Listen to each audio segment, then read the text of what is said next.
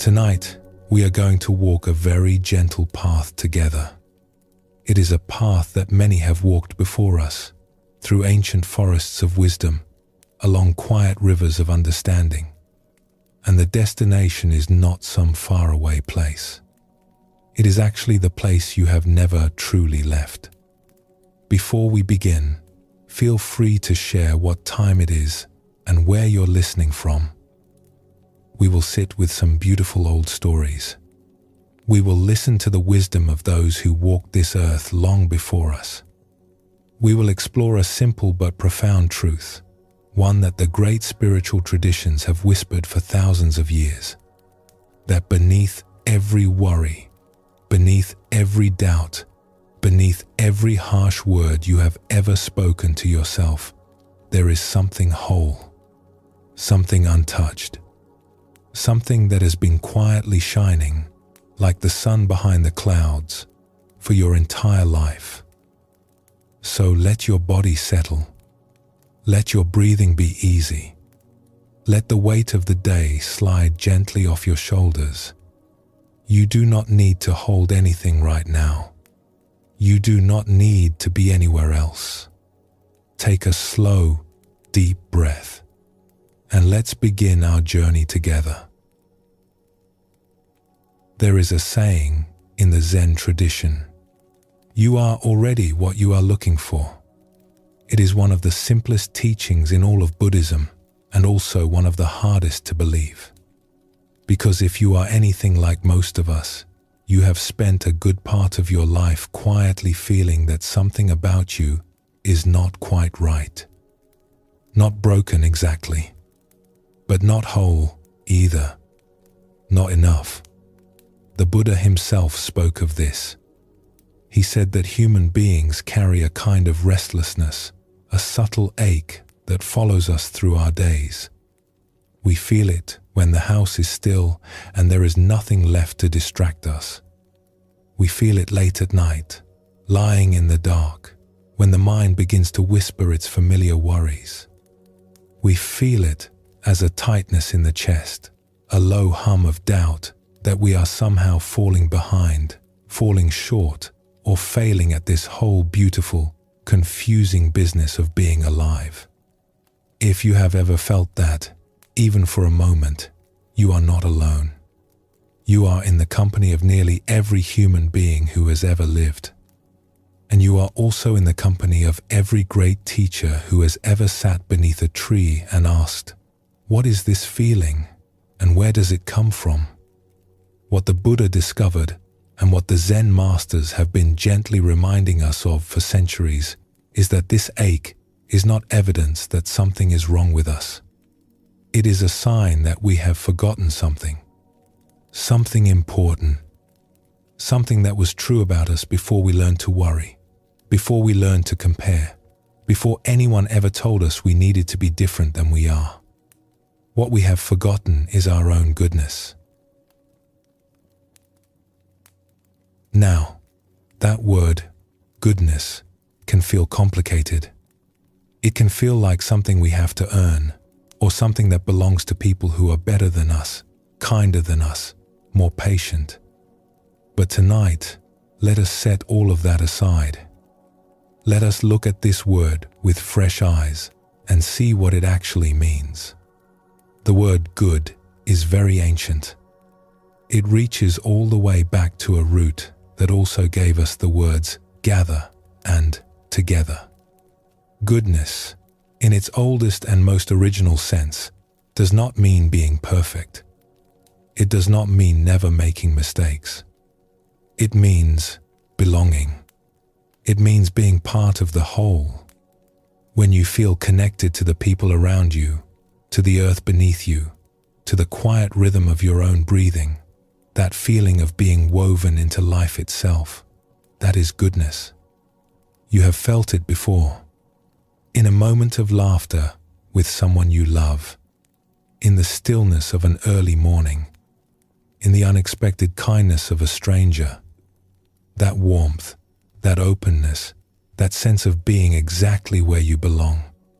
That is not something you created. It is something you remembered. The Buddha once said, "You yourself, as much as anybody in the entire universe, deserve your love and affection." This is not a sentimental idea. It is a deep recognition that the love we seek outside of ourselves has been inside us all along, patient as a candle in a window, waiting for us to come home. But the question is, if this goodness is our true nature, why does it so often feel hidden? Why do so many of us walk through our days carrying a secret weight of self-doubt? Let us explore a story. There was once an old monk who lived in a small mountain monastery, the kind of place where moss grew soft and green between the stones, and the only sounds were birdsong and the distant murmur of a stream. He had spent many years in silence and practice, and students would come from distant villages to sit with him and learn. He was not famous. He did not write books or give grand speeches. He simply lived quietly, and something about his presence made people feel at ease. One afternoon in late autumn, a young traveler arrived at the monastery gates. She was tired from a long journey, and her face carried the kind of weariness that comes not from walking, but from thinking too much. Her shoes were dusty. Her pack was heavy, but it was the weight behind her eyes that told the real story. The old monk welcomed her without questions and offered her tea. He prepared it slowly, warming the cups first with hot water, measuring the leaves with care. They sat together in a small room overlooking the valley, where the last golden leaves of the season clung to the branches of the maples. For a long time, neither of them spoke. The sound of wind moving through pine trees filled the silence, and the steam from their cups rose and disappeared like small prayers. Finally, the young woman said, "I have come because I do not know how to stop feeling that something is wrong with me. I have tried everything. I have read books. I have followed teachers. I have changed my habits and my home and even my name. But no matter what I do, when I am quiet, the feeling returns. Like a shadow I cannot outrun." The old monk nodded slowly. He did not seem surprised.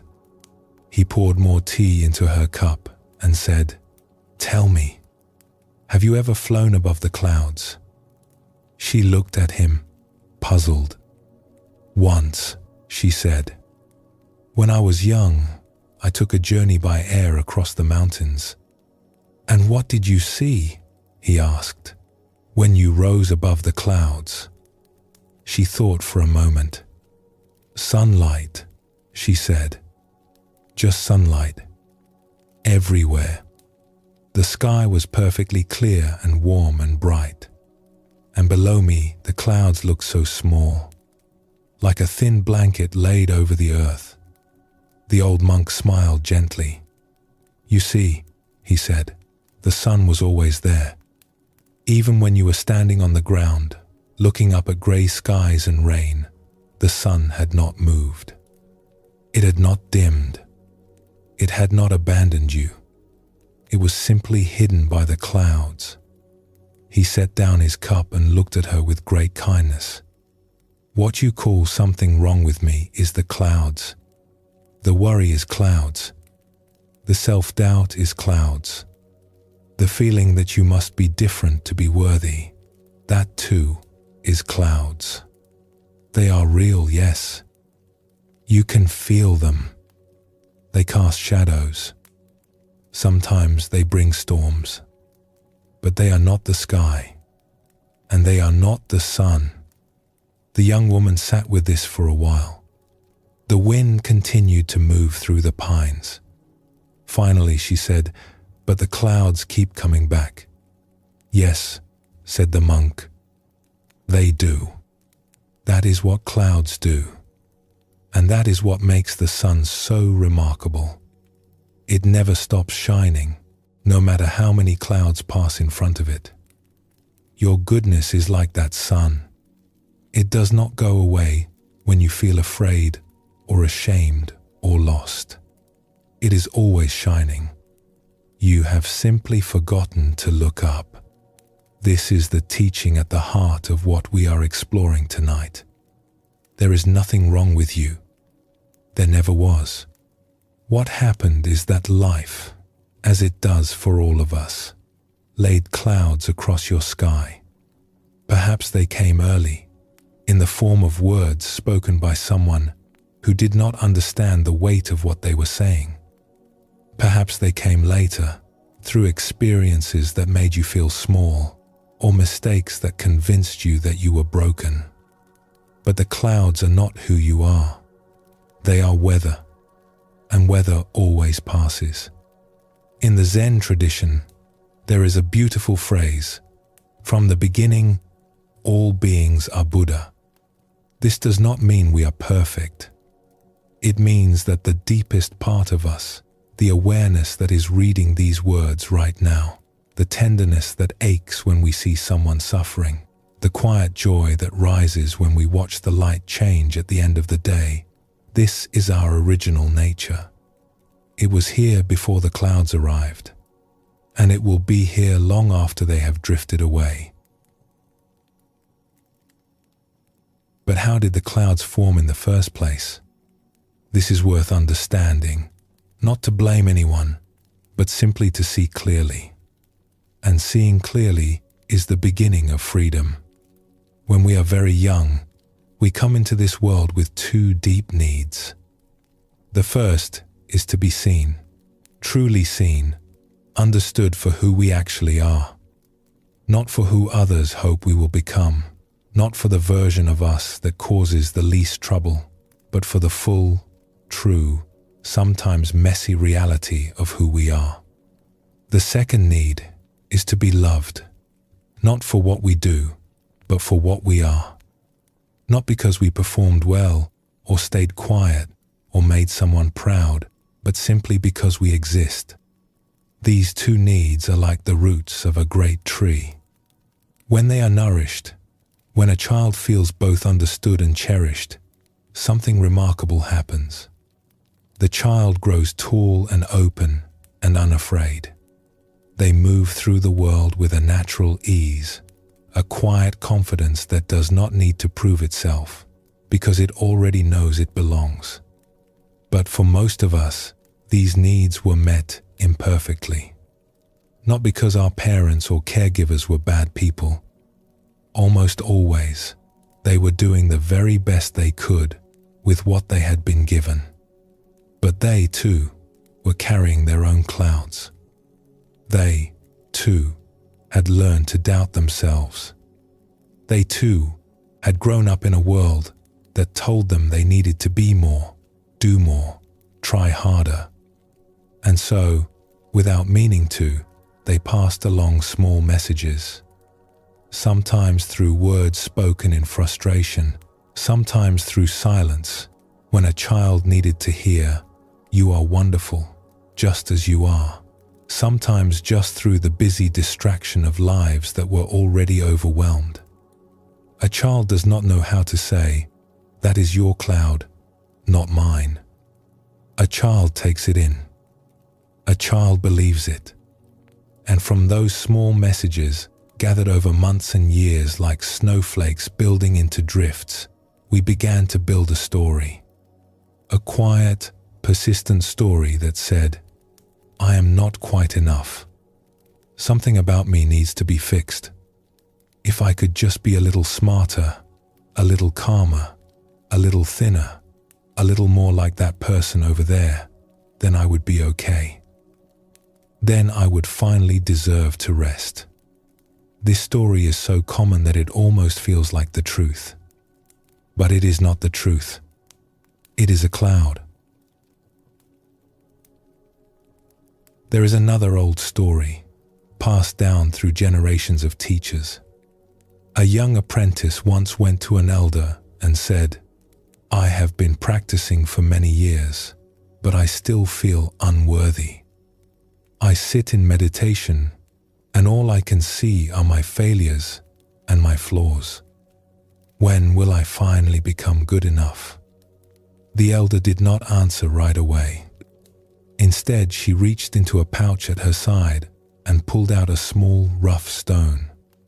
It was covered in dust and dirt, ordinary in every way, the kind of thing you might step over on a path without a second glance. "What do you see?" she asked, holding it out on her open palm. "A stone," said the apprentice, a little confused. "Just a plain, dirty stone." The elder nodded. Then, with great patience, she began to wipe the stone with a soft cloth. She did not rush. She moved the cloth over the surface slowly, tenderly, the way you might wash the face of a sleeping child. Layer by layer, the dust fell away, and underneath, the stone began to change. It caught the light. It gleamed. It was not a plain stone at all. It was a jewel, deep and luminous, with facets that scattered small rainbows across the elder's hand. The apprentice stared. "It was there the whole time," she whispered. "Yes," said the elder. "This jewel was never missing. It did not need to be created or earned or imported from some far-off land. It only needed to be uncovered. The dust did not change what it was. And your doubts and your fears, my dear, do not change what you are." The apprentice held the jewel for a long time, turning it in her fingers. "But I have so much dust," she said quietly. The elder laughed, a warm, gentle sound, like water over smooth stones. "We all do," she said. "That is why we have each other. That is why we practice. Not to become something new, but to remember what was always here. As the great teacher Thich Nhat Hanh once said, because you are alive, everything is possible. Everything. Not because you need to become something new, but because what you already are is more than enough."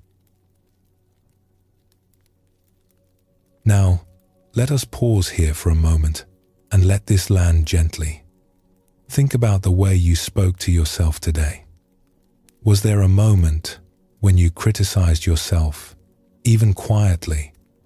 Perhaps you forgot something and called yourself foolish. Perhaps you looked at someone else's life and felt you were falling behind.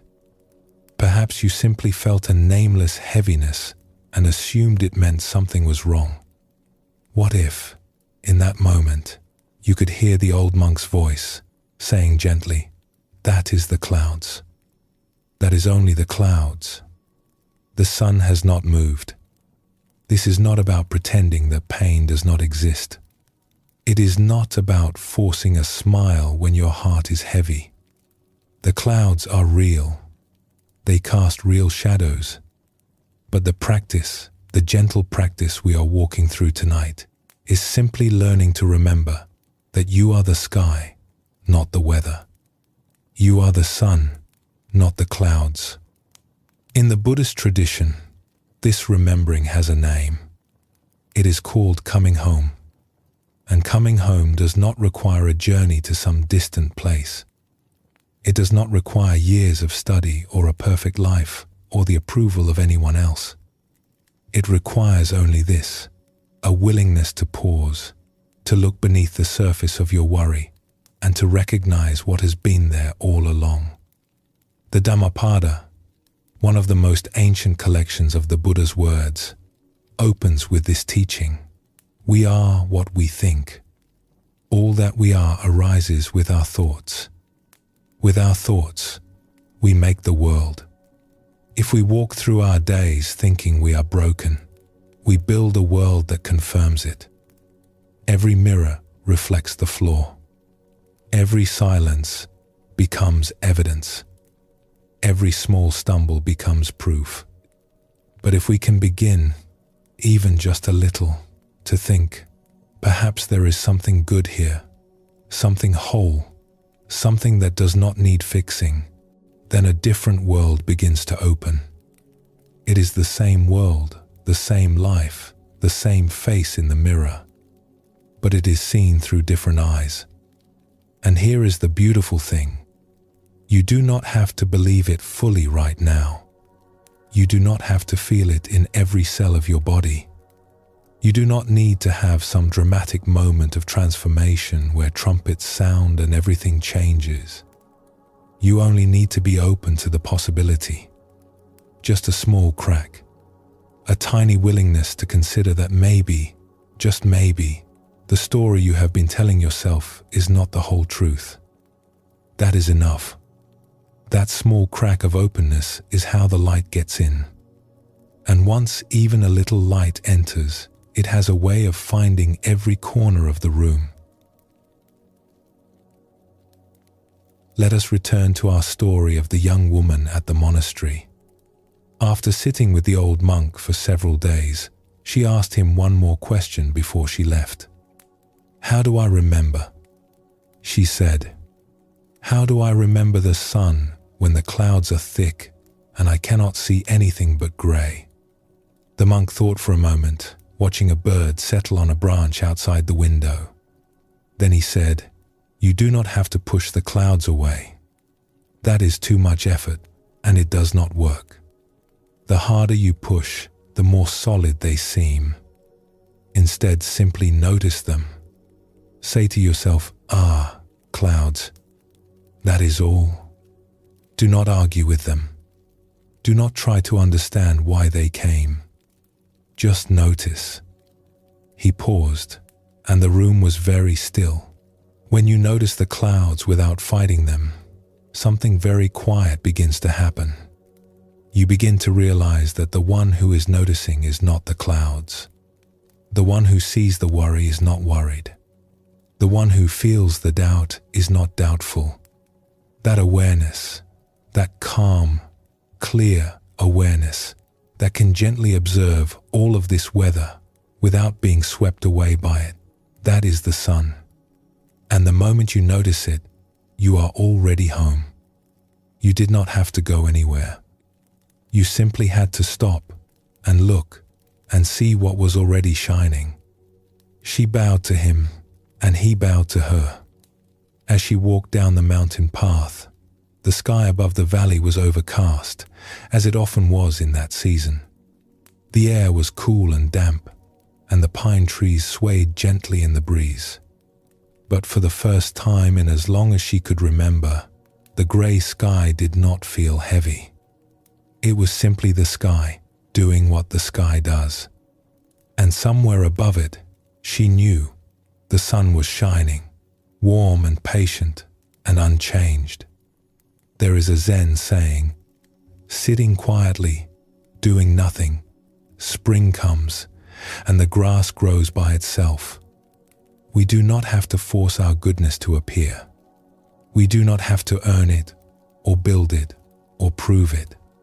We simply have to stop covering it up and let it shine, the way it always has, the way it always will. The grass does not strain to grow. The flower does not struggle to bloom. And your goodness does not need your permission to exist. It only needs your willingness to stop arguing with it. So as you lie here tonight, let yourself be held by this one simple truth. Nothing is wrong with you. Nothing has ever been fundamentally wrong with you. There have been clouds, yes. Some of them thick and dark and frightening. But beneath them all, beneath every harsh word you have spoken to yourself, beneath every moment of doubt, there is a goodness that has never once flickered. It is shining now as you listen. It is shining now as you breathe. Let us pause here.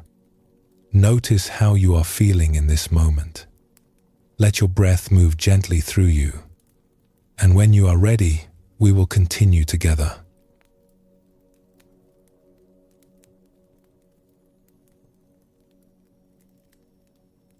Sometimes the heaviest things we carry are not the things that happen to us. They are the things we believe about ourselves because of what happened. A moment of unkindness we cannot take back. A time when someone we loved needed us and we did not see it. A choice we made in confusion that left a mark we cannot seem to erase. These are the quiet burdens that settle deep in the body, below the place where words can easily reach. And when we carry something like that, when the weight of our own regret feels like a stone on the chest, it can seem impossible to trust ourselves. Goodness feels like a word meant for other people, not for us. Not after what we did, not after what we failed to do. There is a Buddhist teaching that says, holding on to anger is like grasping a hot coal. You are the one who gets burned. But what is less often spoken about is that holding on to self-blame works the same way. We grip it tightly, thinking that if we punish ourselves enough, we will somehow make things right. But all that happens is that our hands keep burning and our hearts stay closed. Tonight, let us set down that coal, even for a little while. Let us sit with a story about how one person found her way back to trusting herself, not by pretending the hurt had never happened, but by discovering that she was held by something larger than her pain. There was a woman who had spent most of her life trying to care for the people she loved. She was a mother, and like so many mothers, she had given everything she could think to give. She had built her home with patience and warmth, one small act of devotion at a time. She was not perfect, of course. No one is. But she had tried, in her own quiet way, to be a safe harbor for her family. Then, late in her life, she learned something that shook her to the ground. She discovered that during a time when her children were young, one of them had been quietly suffering. Not in a way she could see. Not in a way anyone had spoken about. But suffering all the same, carrying a private pain that had gone unnoticed for years. When this truth finally came to light, the woman did not turn her grief outward. She turned it inward. How could I not have known? How could I have been so blind? What kind of mother does not see when her own child is hurting? These questions circled through her mind like a wind that would not stop, and each time they passed, they wore her down a little more. She could not sleep. She could not rest. She moved through her days as if something essential had been taken from her, and in a way, it had. What had been taken was her belief that she was a good person. In its place, there was only a terrible emptiness and the conviction that she did not deserve kindness. Not from others, and certainly not from herself. After many weeks of this, she went to see an old teacher who had been a guide to her years before. He was a gentle man, quiet and unhurried, with large, steady hands and a way of listening that made people feel they were the only person in the world. He lived simply, in a small room lined with books and soft light, and when you sat with him, the rest of the world seemed to grow very still. She sat across from him and told him everything. The words came out in a flood, tangled and raw. She told him what she had learned and what she believed it meant about her. She told him she did not know how to carry it. She told him she was not sure she could. "I should have known," she said, her voice breaking. "I was right there. I was in the same house. How could I not have felt it?" The old teacher listened without interrupting. He did not try to fix anything. He did not offer reassurance or easy answers.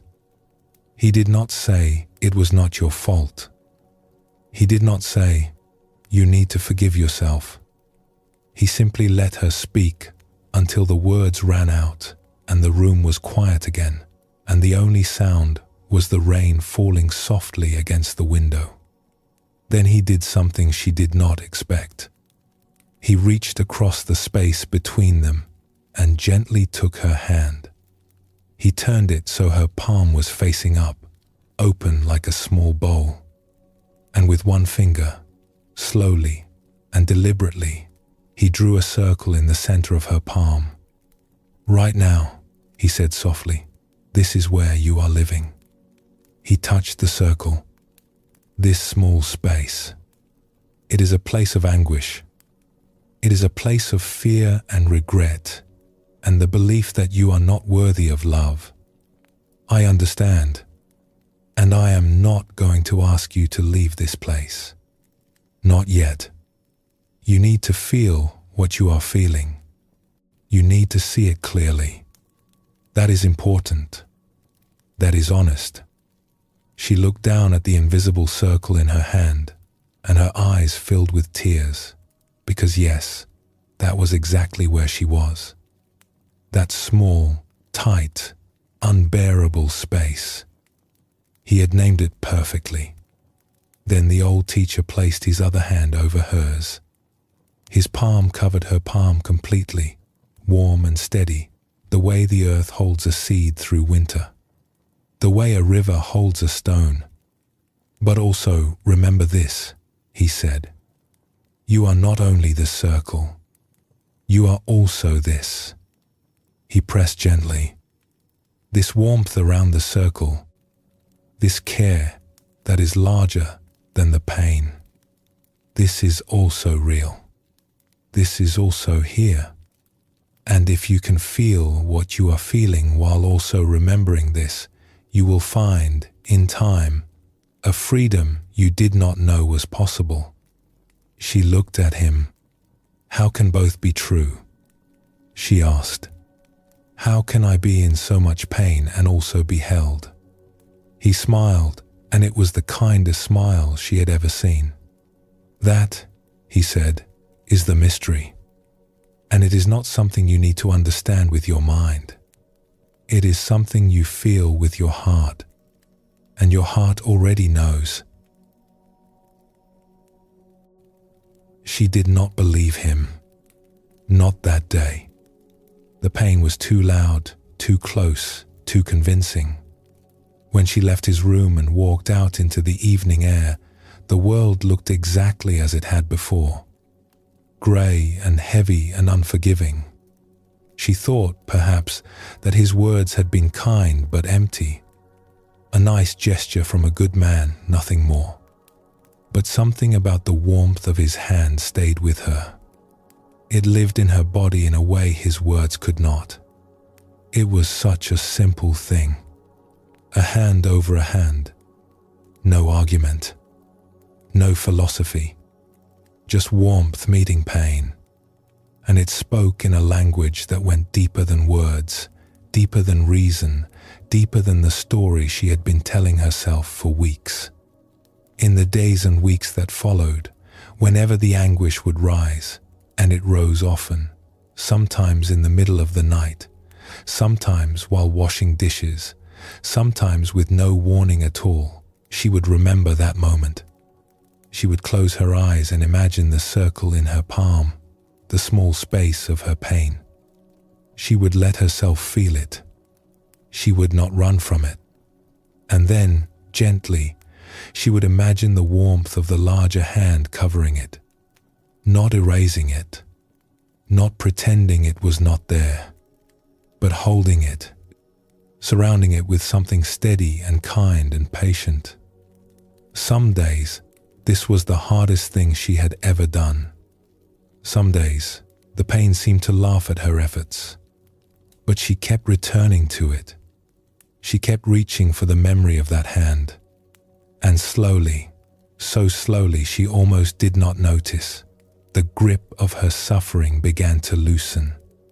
Not because the pain went away, but because she was no longer alone with it. There is a line from an ancient Buddhist text that says, "As a mother would protect her only child with her life, even so, let one cultivate a boundless love towards all beings. We hear that teaching and we think it is about loving others. And it is. But there is a quieter truth inside it. Before we can offer that boundless love to the world, we must learn to offer it to ourselves, especially to the parts of ourselves that feel most undeserving, especially there. Slowly, over many weeks and months, something began to shift in this woman. It did not happen all at once. It was not a flash of light or a sudden realization. It was more like the way dawn comes in winter, so gradually that you cannot point to the exact moment the darkness ended. One moment the sky is black, then it is deep blue, then pale gray. Then, without any announcement at all, there is light. And you realize it has been arriving for a long time. You simply were not watching closely enough to see it. What shifted was this. She began to notice that the warmth she had been imagining, the large, kind hand of her teacher holding her pain, was starting to feel familiar. Not like something coming from outside, but like something waking up inside her own chest. Like a fire that had been burning low in a room she had forgotten she had, and now she could feel its heat through the wall.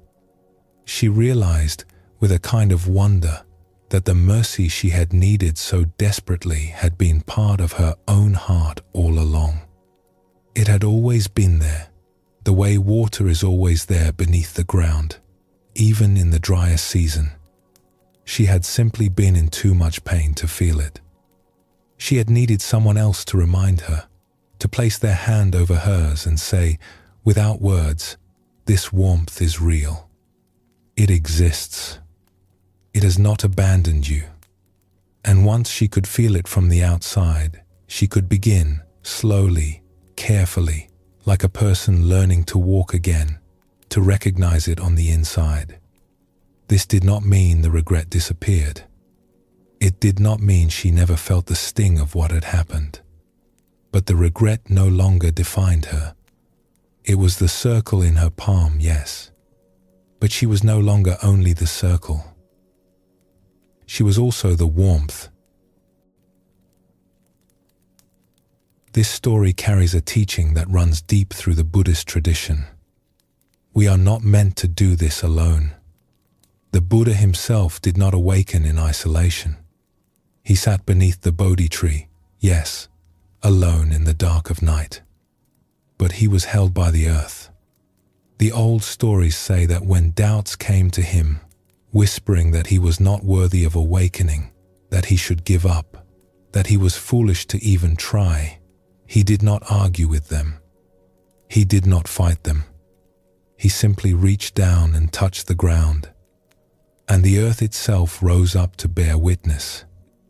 I know who you are, the earth said. You belong here. You are worthy of this. Think about that for a moment. Even the Buddha needed to be reminded.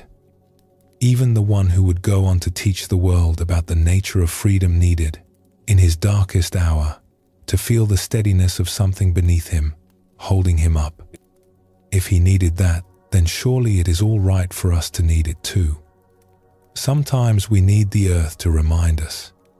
Sometimes we need a friend, sitting quietly beside us, saying nothing but meaning everything.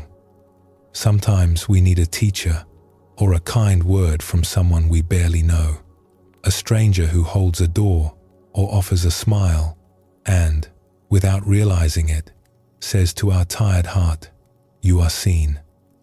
You matter. Sometimes we need the memory of a hand placed over ours, the warmth of someone communicating, not with words but with presence. You are more than your worst moment. You are more than the thing you cannot forgive yourself for. There is a beautiful tradition in Buddhism of what might be called boundless compassion. It is sometimes pictured as a gentle figure with 1,000 arms, each one reaching out to hold someone in pain. But the real teaching is not about a figure with 1,000 arms. It is about the recognition that compassion is the very fabric of life. It is not something we have to manufacture or earn. It is what flows naturally when the heart is no longer clenched in fear. And this is the remarkable thing. The more we allow ourselves to be held, the more we discover that we are the ones doing the holding. The compassion we receive and the compassion we give turn out to be the same compassion. Like water poured from one cup into another, it is all the same water. It is all the same love. Let us sit with this for a moment. Is there something you have been carrying? Not the great dramatic burdens necessarily. Perhaps just a quiet regret. A time you said something you wish you could take back. A moment when you were not the person you wanted to be. A small failure of patience or kindness that still echoes, sometimes, in the quiet hours before sleep. Most of us have something like that. A drawer in the heart that we keep closed. A memory that makes us wince when it surfaces. And most of us have learned to deal with it in one of two ways. Either we press it down and try to forget it, or we rehearse it over and over, going around the same painful loop, hoping that if we punish ourselves enough, we will somehow earn the right to let it go. But punishment does not open the heart. It closes it tighter. Blame does not lead to freedom. It leads to more blame. And this is not a flaw in us. It is simply how the mind works when it is afraid. What if, instead, you could imagine, just for this moment, that someone you deeply trust is sitting beside you, not saying anything, not trying to fix anything, not even asking you to explain, just present, warm, steady, and in that presence, there is a wordless message, as clear as a hand placed gently over yours. I see what you are carrying, and it does not change how I feel about you. You are still good. You are still dear. You are still whole. Can you let that in, even a little? Even just the idea of it? You do not have to feel it completely. Just let the possibility sit with you, the way you might let a cup of warm tea sit between your hands on a cold evening. Just hold it. Feel its warmth.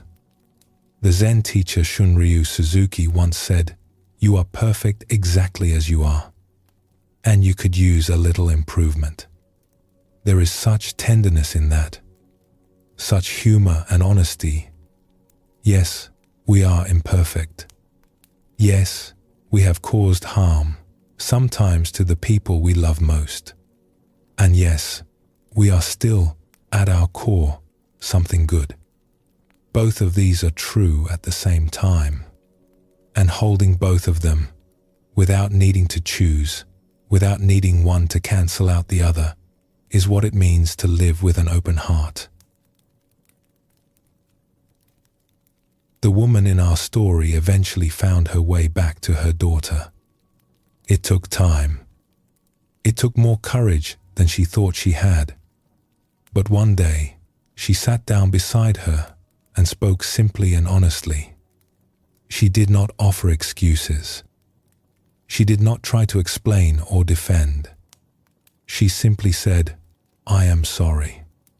I did not see what was happening. I wish more than anything that I had. And I am here now. I am here now, and I am not going anywhere." Her daughter was quiet for a long time. And then she looked at her mother, really looked at her, and saw something she had not expected. She saw someone who had suffered too. Someone who had walked through her own long night and come out the other side, not unscathed, but softer, more open, more real. "I was so angry with you," her daughter said quietly. "For such a long time." "I know," her mother said. "You had every right to be. But I can see now," her daughter continued, that you were hurting too. And in that recognition, something softened between them. Not everything was healed in that moment. Healing is patient work. It has its own rhythm, its own seasons, and it cannot be rushed. But a door opened that had been closed for a very long time. And through that door, light came in. This is what happens when we stop running from our own pain and instead let it be held.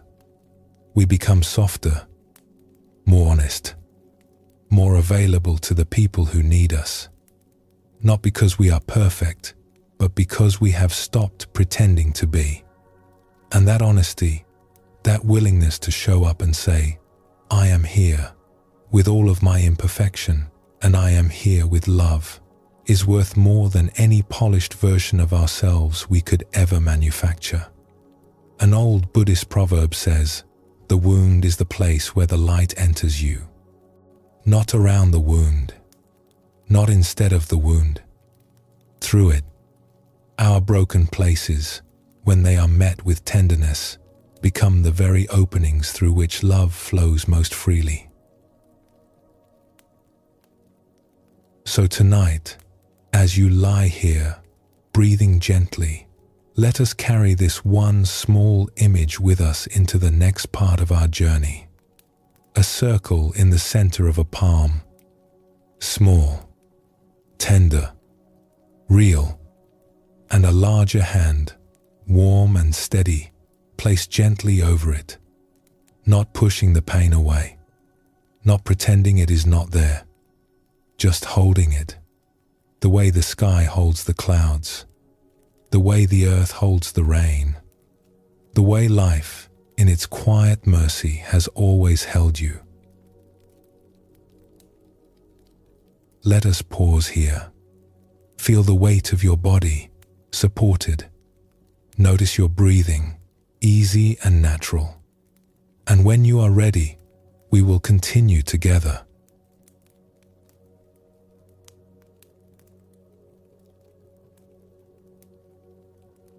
There is a quiet kind of courage that the world does not often talk about. It is not the courage of grand gestures or bold declarations. It is the courage it takes to say to another person, I am sorry. I caused you harm, and I have carried it with me every day since. Forgiveness is one of the oldest teachings in the Buddhist tradition, and also one of the most misunderstood. We sometimes think of forgiveness as something we do for the other person, as if we are letting them off the hook. But the Buddha taught something different. He taught that forgiveness is what happens when we finally set down the weight we have been carrying. Not because the weight does not matter, but because our arms are tired and our hearts were never meant to hold that much for that long. Tonight, let us sit with a story about a man who carried such a weight for more than 20 years, and about the journey he eventually made, not to forget what had happened, but to let it become something new. A long time ago, in a period of great conflict between two lands, a young man was sent far from his home to serve as a soldier. He was barely more than a boy, really. He had grown up in a small town where he knew his neighbors by name, and where the worst trouble he had ever seen was a summer storm that knocked down the fence around his mother's garden. But the place they sent him was nothing like home. It was dense and green and unfamiliar, and the air was heavy with heat and the sound of insects he could not name. He was frightened most of the time, though he would not have said so. He did what he was told. He followed orders. He tried to stay alive. One day, on a narrow path through the forest, he came face to face with a man from the other side. They were alone. The forest was still. The other man was older, perhaps by 10 or 15 years, and he was carrying a small pack. For a long moment, the two of them simply looked at each other. The older man did not raise his weapon. He just stood there, watching the young soldier with an expression that was hard to read. It might have been sadness. It might have been recognition. It might have been something like mercy. The young soldier did not have that same stillness. His training took over, the way a current takes over, a leaf on a river, and in an instant, without thinking, without choosing, he acted. And the older man fell.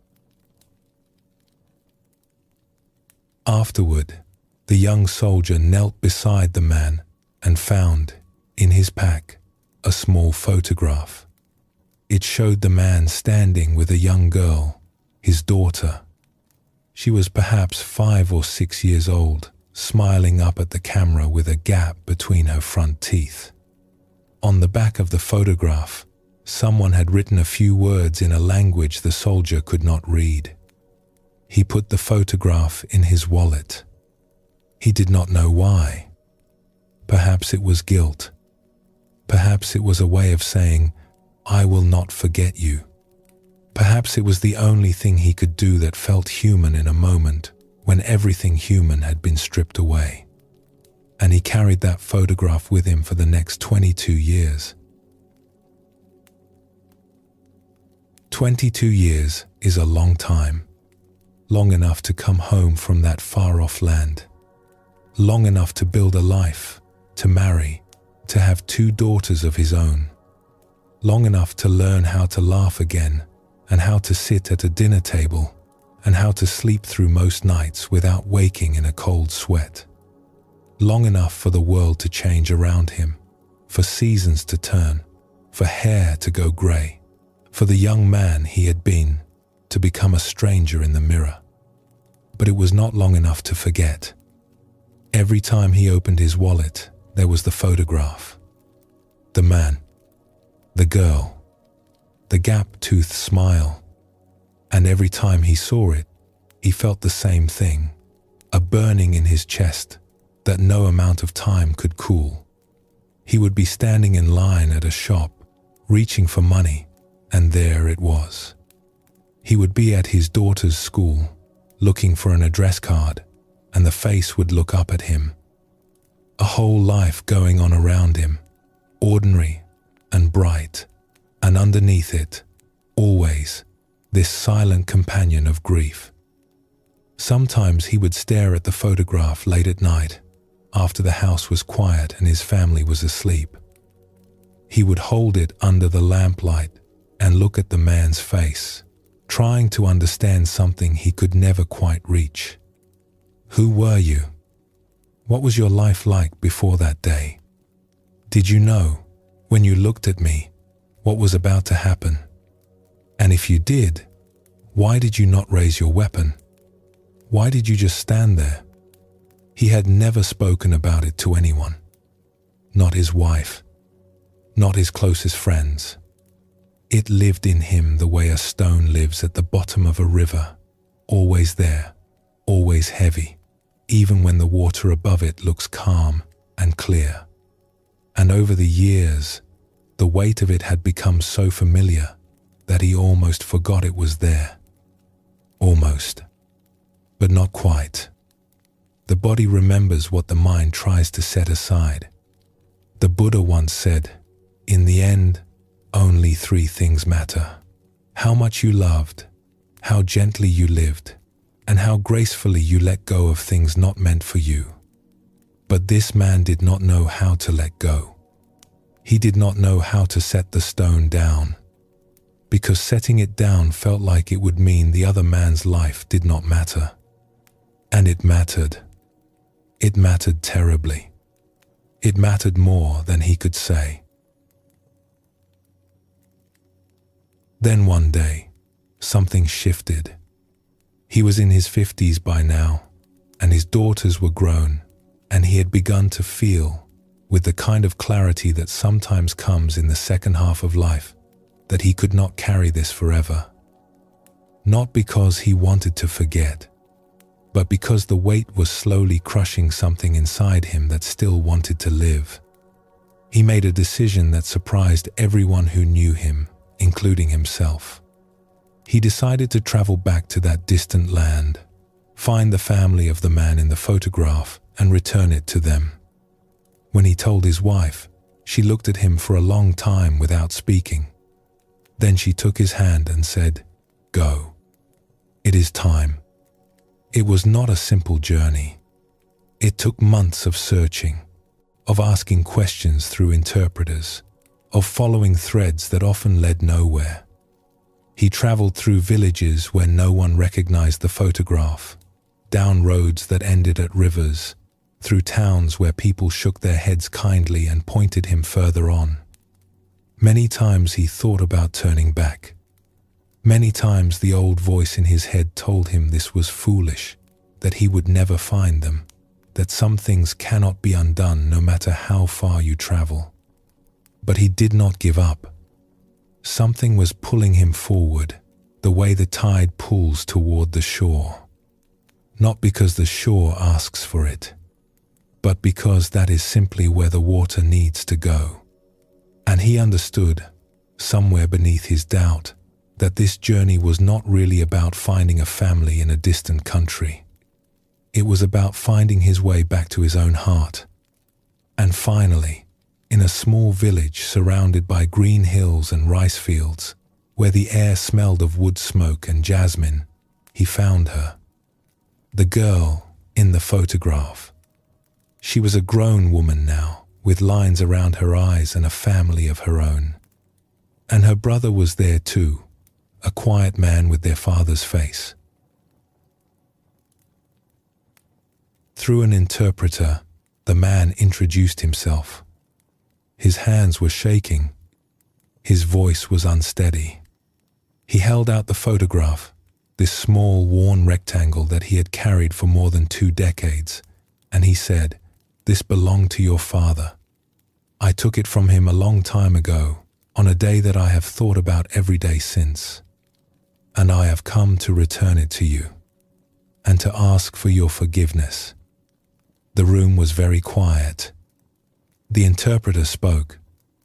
The woman looked at the photograph, and then she looked at the man standing before her, this stranger who had traveled across the world, carrying her father's image next to his heart. And then she began to cry.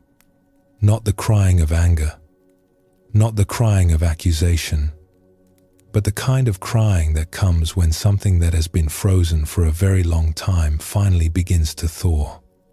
She stepped forward and put her arms around him, and the two of them stood there, holding each other, this woman and this stranger, connected by a single photograph and 22 years of silent grief. The interpreter wiped his own eyes. The brother stood quietly, watching, and the years and the distance and the sorrow between them seemed, for that moment, to dissolve like mist in morning sun.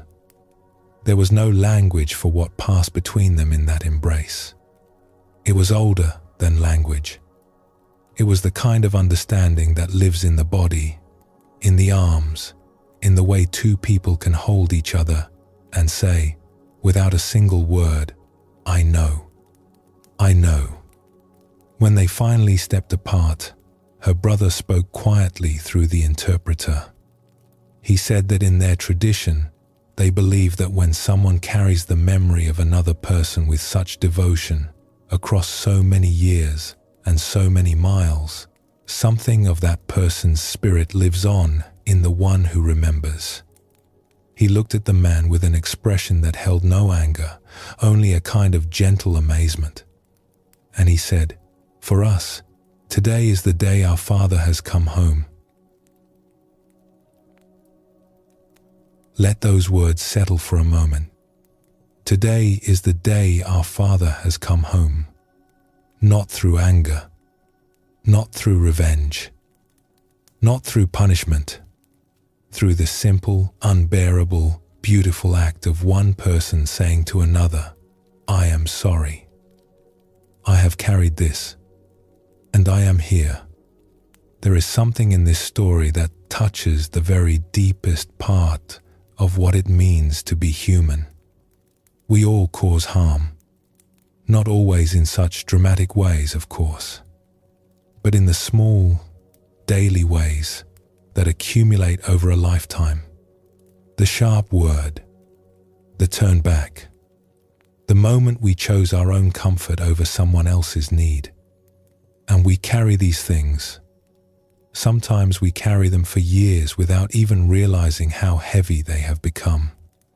The Buddhist tradition speaks of this as a kind of knot in the heart. Not a punishment, but a contraction.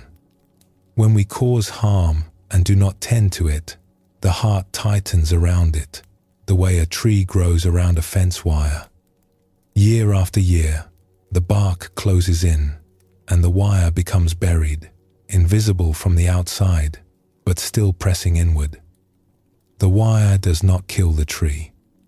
The tree keeps growing, keeps putting out leaves in spring, keeps offering shade in summer. But something inside is restricted. The sap cannot flow as freely. The trunk cannot expand as fully. There is a hidden cost to carrying something that has never been tended to.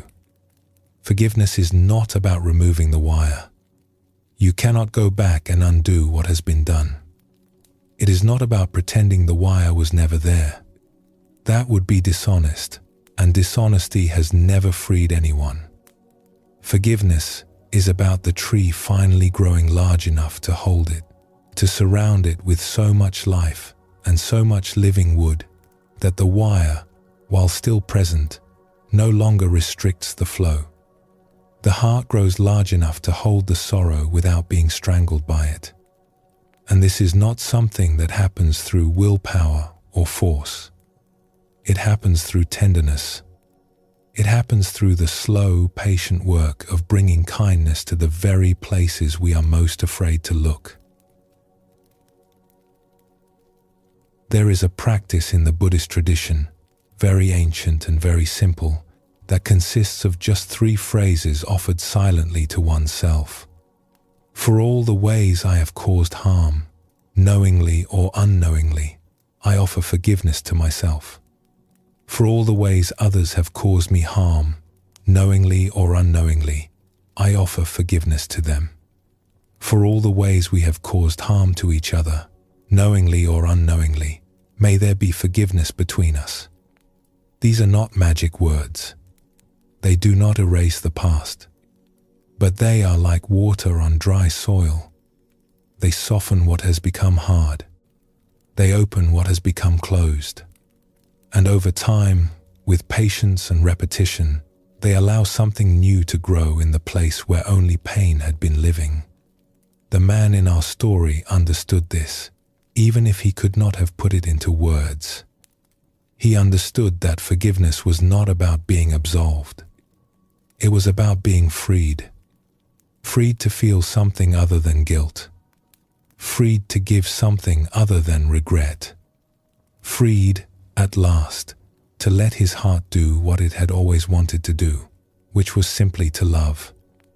And here is what is remarkable. After that embrace, after the photograph was returned, and the tears were shed, and the words were spoken, this man did not go back to being the same person he had been before. Something opened in him. A lightness came into his face. A warmth came into his voice. The people who knew him said it was as if he had been carrying a heavy pack for decades and had finally, carefully, set it down. He did not forget. He would never forget. But the memory was no longer a wound. It had become something else, something quieter and more gentle. It had become a kind of gratitude. Gratitude for the man who had shown him mercy on a forest path, even though he had not been able to return it. Gratitude for the daughter who, 22 years later, offered what her father could not. Gratitude for the simple, astonishing fact that the human heart, broken as it sometimes is, can grow large enough to hold anything.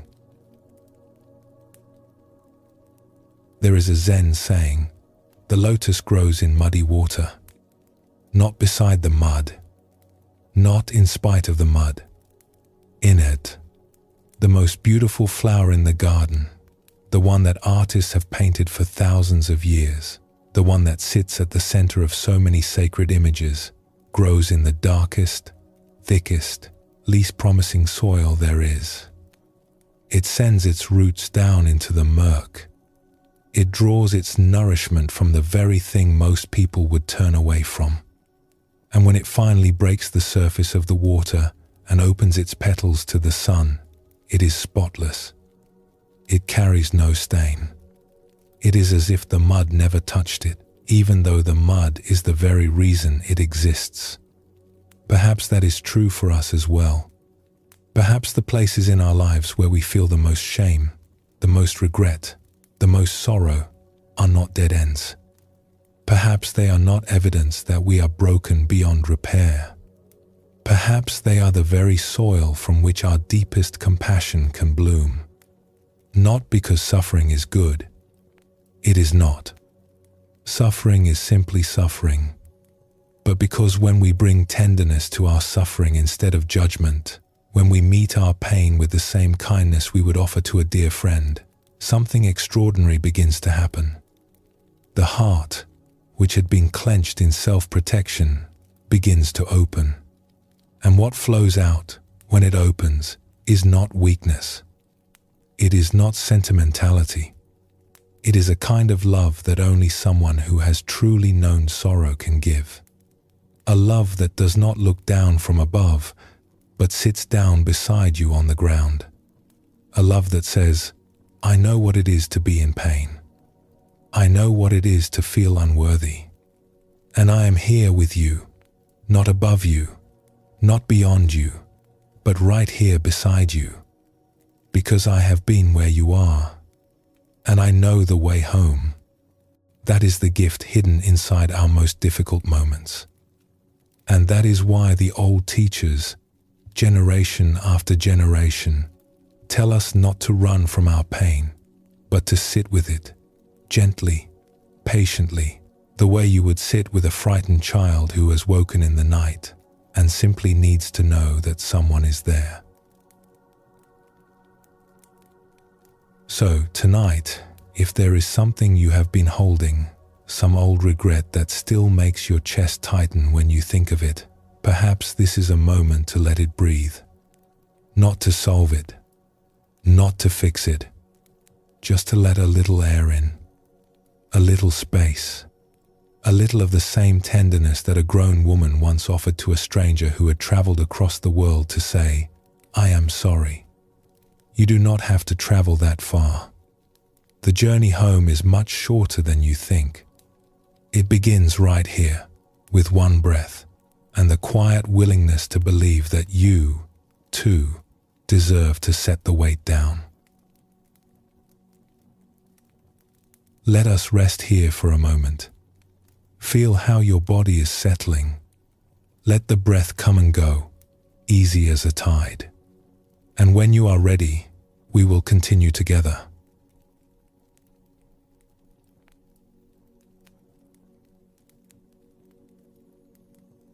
There is an image in the Buddhist tradition that has stayed with people for thousands of years. It is the image of a bird in flight. Not a particular bird. Just a bird, any bird, lifting off the branch and rising into the open sky. And the teaching is this: a bird cannot fly with only one wing. It needs two. If it has only one, no matter how strong that wing is, no matter how hard it beats, the bird will only spin in circles. It will never leave the ground. The two wings of this bird are understanding and compassion, seeing clearly and responding with kindness. And these two wings, working together, are what carry us home to ourselves. Now, this might sound like a teaching about what we should do, but really, it is a teaching about what we already are. Because if you look closely at your own life, you will find that every moment of real peace you have ever known came when both of these wings were open. When you could see what was happening, honestly, without looking away. and when you could meet what you saw with warmth instead of judgment. Tonight, let us look at these two wings more closely. Not as a technique, but as a way of understanding something beautiful about how we are made. Let us begin with the first wing, understanding, seeing clearly. There is an old story about a traveler walking along a country road at dusk. It had been a long day. His feet were sore and his thoughts were heavy, the way thoughts tend to get when the body is tired. The light was fading, and the shadows were stretching themselves across the path like long, dark fingers. And as he came around a bend, he saw something in the road ahead. It was coiled and dark and perfectly still. Every nerve in his body went tight. A snake. Right there in the middle of the path. His heart hammered. His mouth went dry. He stood frozen, unable to move forward, unable to turn back. His mind raced through all the terrible things that might happen if he took even one more step. And so he stood, minute after minute, locked in place by something he had not even touched. Then a farmer came along the same road, carrying a lantern. She was heading home from the fields, humming quietly to herself. She noticed the traveler standing rigid in the path and walked up beside him. "What is the matter?" she asked. "A snake," he whispered, pointing. "Right there. Do you see it?" The farmer lifted her lantern and swung its warm light forward, and the glow fell across the path like a gentle hand. And there, in that light, the traveler saw what was actually there. It was not a snake at all. It was a piece of old rope, left behind by someone who had been tying bundles of hay. Just a rope, frayed and dusty and ordinary, lying in the dirt the way ropes do. The fear did not leave slowly. It left all at once, the way a fist unclenches. One moment he was terrified. The next, he almost laughed. The rope had not changed. The road had not changed. Nothing in the world had shifted even slightly. The only thing that changed was that he could see clearly. This little story has been told in various forms across many traditions, and it points to something profound about how we live. So much of our suffering comes not from what is actually happening, but from what we believe is happening. We see the rope and we are certain it is a snake. We feel a flutter of anxiety and we are certain it means something is wrong with us. We notice a silence in a conversation and we are certain the other person is disappointed. We look at our lives and we are certain we are falling behind, that everyone else has figured out some secret we have missed. The Buddha had a beautiful way of putting this. He said, "Nothing is as it appears, nor is it otherwise," which is a gentle way of saying things are rarely what our frightened minds tell us they are. But they are also not nothing. The rope is real. The anxiety is real. The silence is real. We do not need to deny what is there. We simply need a little more light to see it for what it actually is. That is the first wing. Not forcing ourselves to see things differently, just bringing a little more light. Now, there is a wonderful story about a Zen teacher and a student that shows what happens when this first wing begins to open. A student came to his teacher one afternoon, looking troubled. He sat down and said, "I have been watching my mind the way you taught me, and I do not like what I see. I am full of jealousy. I compare myself to others constantly. I resent people who seem to have more than I do. I thought that by watching my mind I would become peaceful, but instead I just see how petty and small I am." The teacher listened quietly. Then she said, "Tell me, If you walked into a dark room and lit a candle, would you be upset with the candle for showing you the dust on the shelves? The student thought about this. No, he said slowly. The dust was already there. The candle just helped me see it. Exactly, said the teacher. The candle is not the problem. The dust is not the problem. The problem was the darkness. Now that you can see, you can begin to clean. But gently. You do not need to scrub the shelves with anger. A soft cloth will do. The student sat with this for a moment, turning it over. But what if there is a lot of dust? He asked. The teacher smiled. There is always a lot of dust, she said. That is what shelves are for. That is what candles are for. And that is what soft cloths are for. You will never run out of any of them. This is the gift of the first wing. When we begin to see ourselves clearly, honestly, without flinching, the first thing we often notice is all the dust. All the patterns we do not like. The jealousy, the impatience, the ways we shrink ourselves or puff ourselves up. And the temptation, the very strong temptation, is to judge ourselves for what we see. To say, I should not be like this. Something is wrong with me. But that judgment is not the second wing. That judgment is just more dust. The second wing is compassion. And compassion does not mean feeling sorry for ourselves. It does not mean making excuses or pretending everything is fine.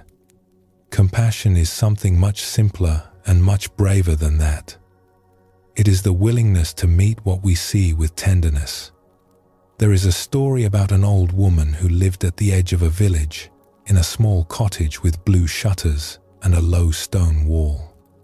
She was known throughout the village for her garden, which was unlike any garden her neighbors had ever seen. It was not that her flowers were the biggest or her vegetables the finest. It was that she grew everything. Flowers and weeds together, vegetables alongside wild grasses, bright poppies next to thistles, neat rows of beans tangled with clover. The garden spilled and sprawled and tumbled over itself in a way that should have looked like neglect, but somehow, when you stood in the middle of it, it felt more alive than any garden you had ever visited. Bees loved it. Butterflies gathered there in clouds. When her neighbors asked why she did not pull the weeds, she would shake her head and smile as if they had asked why she did not pull out the sky. One day, a young girl from the village came to visit her. The girl was perhaps 10 years old, with serious eyes and a quiet way about her. She had been having a hard time at home. Her parents argued often, and she felt, the way children do, that somehow the trouble between them was her fault. That if she were different, better, easier, things would be peaceful. She sat on the low wall at the edge of the old woman's garden and looked around at the tangle of blooms and brambles and said, "Why do you let the weeds grow? My mother says, weeds are bad. She says if you do not pull them out, they will take over everything." The old woman sat down beside her. She picked up a small weed, a clover with tiny white flowers, and held it gently in her hand. "Do you know what a weed is?" she asked. The girl shrugged. "A bad plant." "A weed," said the old woman, "is just a plant that someone decided should not be there. That is all. It is not bad. It is just growing where someone thinks it should not grow." She set the clover down in the dirt. "In my garden, nothing is a weed. Everything that grows here belongs here. I do not have to love every plant the same. I do not have to pretend the thorny ones do not scratch. But I do not tear anything out by the roots just because I do not understand why it is here." She looked at the girl with kind eyes. "People are like gardens too, you know. We all have parts of ourselves that someone told us should not be there. The anger, the sadness, the fear. And we spend so much energy trying to rip those parts out, trying to make ourselves into a neat, tidy garden with nothing but flowers. But a garden like that is not alive. Not really. A real garden has everything in it. And a real garden is beautiful because of everything in it, not in spite of it." The girl looked at the clover in the dirt, even the parts that scratch. She asked, "Especially those," said the old woman. "Those are the parts that need the most sunlight." This is the second wing. Not pulling out what we do not like. Not declaring war on our own insides. But offering sunlight to the parts that scratch. Offering warmth to the places that feel cold and unwanted. This is compassion, and it is not weakness. It is perhaps the strongest thing a human being can do. The Zen master Thich Nhat Hanh once described this with great simplicity. He said, "When we have a strong emotion, we can sit with it the way a mother holds her crying baby. She does not know yet what is wrong. She does not need to know. She just holds the baby, and that holding is already enough." Think about that image for a moment. A mother and a crying baby. The baby is upset. Maybe it is hungry. Maybe it is tired. Maybe it is simply overwhelmed by the strangeness of being alive, which is, when you think about it, a perfectly reasonable thing to be overwhelmed by. The mother does not say to the baby, "Stop crying. You should not feel this way. Something is wrong with you for being upset." She does not analyze the crying or try to fix it immediately. She does not open a book and look up the correct solution. She simply picks the baby up and holds it close, her hand on its back, her warmth surrounding it. And in that holding, something shifts. The baby feels the warmth. The baby feels the steadiness. The baby feels that it is not alone. And slowly, gently, the crying begins to soften. Not because the problem was solved, but because the baby remembered that it was held. We can do this with ourselves. We can do this with the anxious part of us that wakes at 3 in the morning, with the jealous part that compares and feels ashamed, with the part that is still carrying something from long ago and does not know how to set it down. We do not have to understand it first. We do not have to fix it or figure it out. We can simply hold it the way a mother holds a child, and trust that the holding itself is a kind of healing. That presence, that gentle attention, is the second wing, and it has been part of us since the day we were born. When both wings are open at the same time, when we can see what is here and meet it with kindness, something remarkable happens. We stop spinning in circles. We begin to rise. And rising does not mean escaping our lives. It does not mean floating above our problems or pretending they do not exist. It means seeing our lives from a place that is a little wider, a little more spacious, a little more free. It is like climbing a hill and looking back at the village where you live. The village has not changed. The houses are the same. The streets are the same. But from up here, you can see how the river runs through it, how the fields open beyond it, how the forest stretches to the mountains. You can see that your village, your life, is part of something much larger than what you can see from your front door. From this wider view, the things that seemed so overwhelming on the ground look different. Not small, necessarily. They still matter, but they are held. They are part of a larger landscape that includes not only the shadows, but also the rivers and the fields and the late afternoon light on the hills. There is room for all of it. And there is room for you. The Buddha described this as waking up. Not waking up from life, but waking up to life. Seeing it fully, clearly, with both eyes open and both arms ready to embrace whatever we find. Not just the pleasant parts. Not just the parts that make us feel good about ourselves. All of it. The dust on the shelves. The weeds in the garden. The rope in the road. All of it, held in the warm light of a lantern we did not realize we were carrying all along. There is an ancient Buddhist verse that says, "With the determination of seeing the truth, we look deeply into ourselves and into the world. Not with fear, not with judgment, with determination and with love. Those are the two wings, and they will carry you further than you know." Let us return, for a moment, to the image of the bird. Picture it in your mind. Perhaps it is a crane, white and elegant, standing at the edge of a still lake in the early morning. The mist is rising from the water in soft, slow curls. The air is cool and fresh and carries the smell of wet grass. The world is very quiet, and the crane stands in that quiet, patient and unhurried, the way it has stood every morning since the beginning of mornings.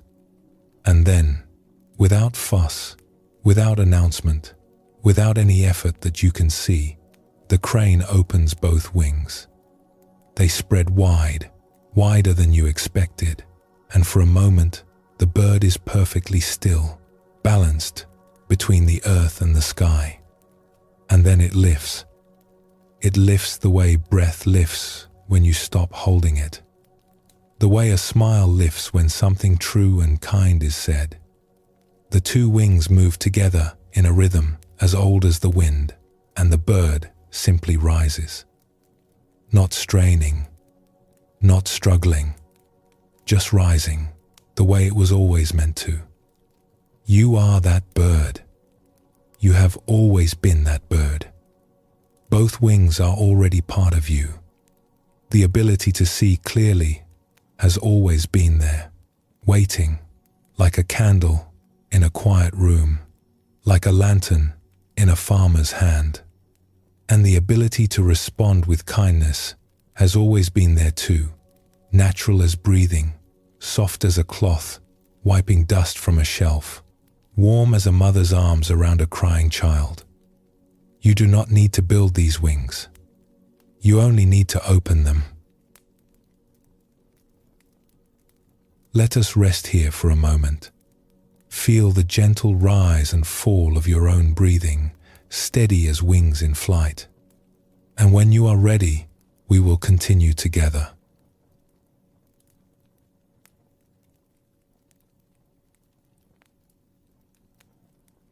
Have you ever noticed how easy it is to be generous with strangers and how difficult it can be with the people closest to us?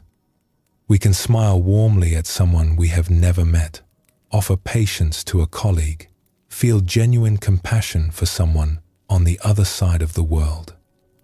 But then we sit down to a meal with our own family, and within minutes, something tightens. The little irritations begin to hum. The old patterns surface, as familiar and unwelcome as a draft under a door that was never properly sealed.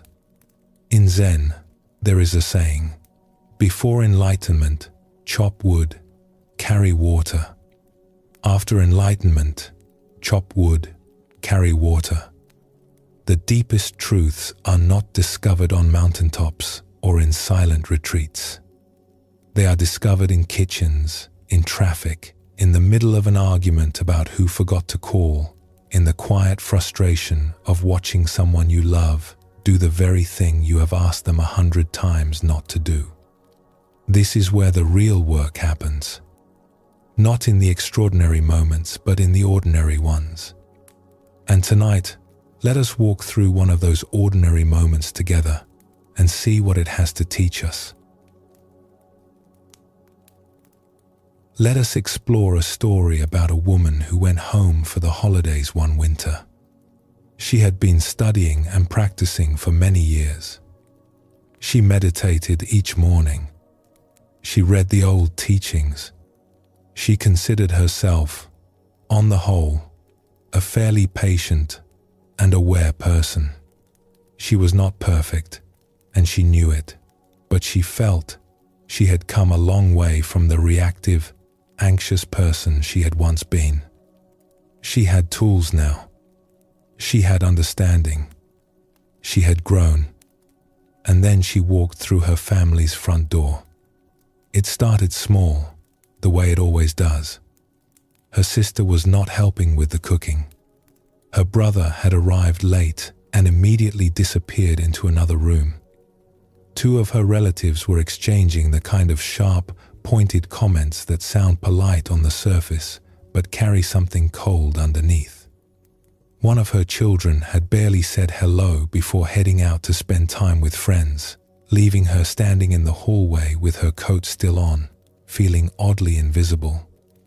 Within an hour, she was irritated with everyone. Within 2 hours, she was silently composing a detailed list of everything that was wrong with each person in the house. He is selfish. She is passive. They are childish. Nobody helps. Nobody notices. Nobody cares. It was like a storm that had blown in from nowhere. One moment she was fine. The next, the world was full of people who were failing her.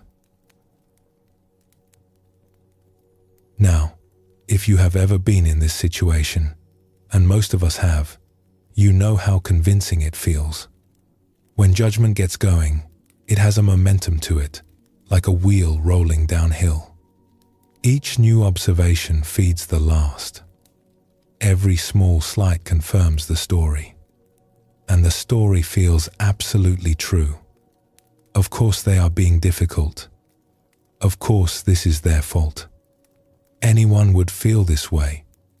There is an old Buddhist teaching about this. It says that anger is like picking up a burning stick to throw at someone.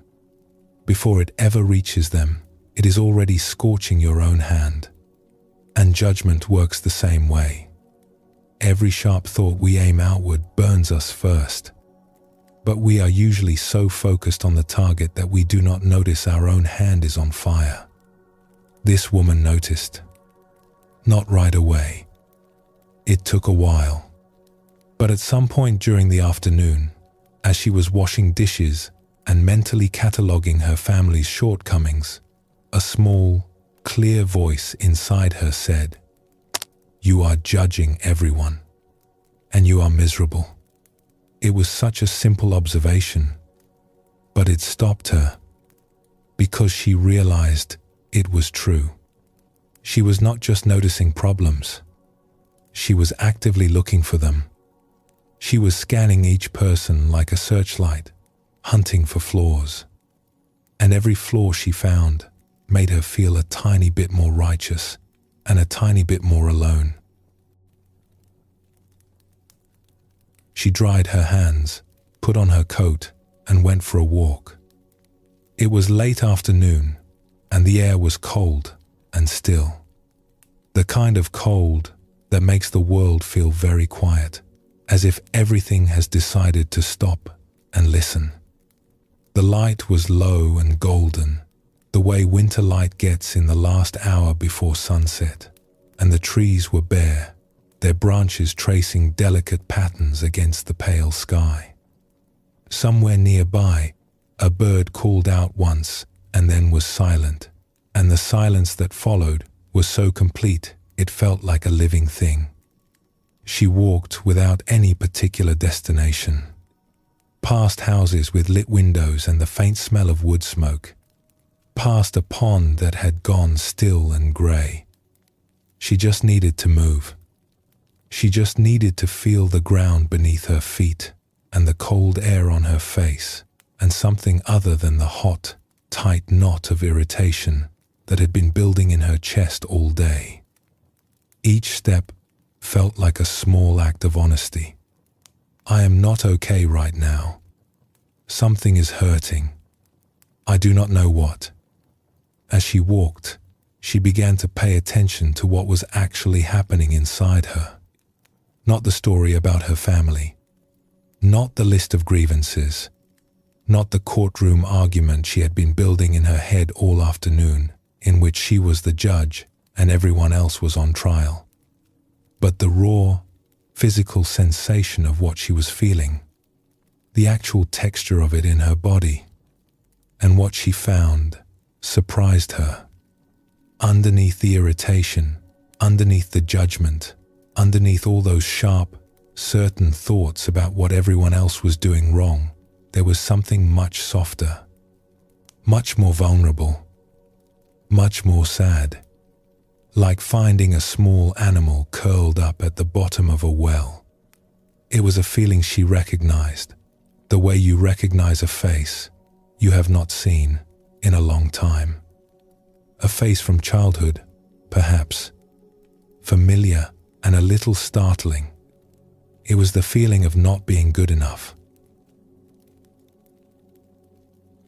This is one of the most important things the Buddhist teachings point us toward. That judgment of others and judgment of ourselves are not two separate things. They are two ends of the same stick. When we find ourselves harshly criticizing the people around us, it is almost always because, somewhere inside, we are harshly criticizing ourselves.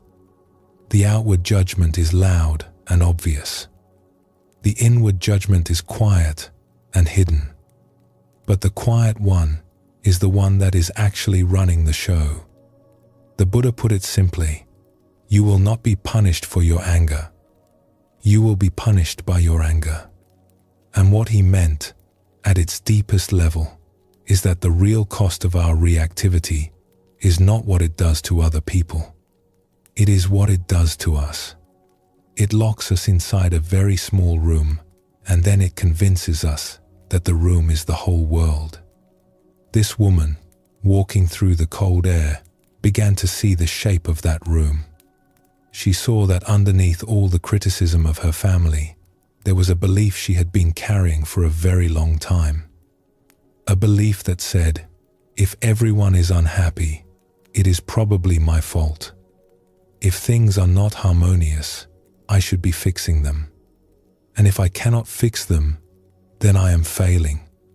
And if I am failing, then something is wrong with me.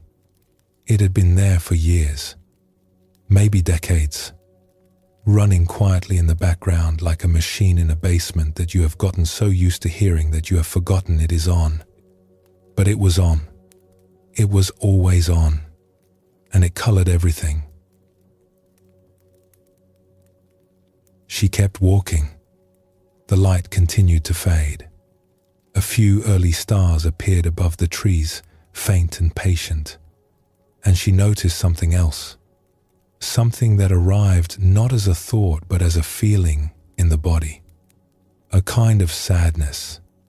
Not the sharp sadness of a specific loss, but something wider and softer. A sadness for all the moments, and there had been so many, when she had been quietly at war with herself without even knowing it. All the dinners and holidays and ordinary afternoons, when, underneath whatever she was doing and saying, there was this low hum, you are not doing enough. You are not being enough. Try harder. Do better. In Zen, they sometimes call this the comparing mind. The mind that is always measuring the distance between where we are and where we think we should be. It is a tireless mind. It wakes before we do. It works through lunch. It follows us to bed. It measures everything, our appearance, our achievements, our patience, our parenting, our progress, against some invisible standard that it never quite reveals. And the comparing mind never rests. It never says, "Okay, that is enough. You have arrived. You can stop now." It always finds a new gap, a new shortfall, a new reason to keep striving. It is like a horizon that moves as you walk toward it. No matter how far you go, it is always the same distance away. She realized, standing at the edge of a field, with the cold air on her cheeks and the first stars beginning to appear, that she had been listening to this mind for most of her life. It had been the soundtrack of her days, so constant that she had mistaken it for her own voice. She had thought the comparing mind was her. She had thought its judgments were the truth.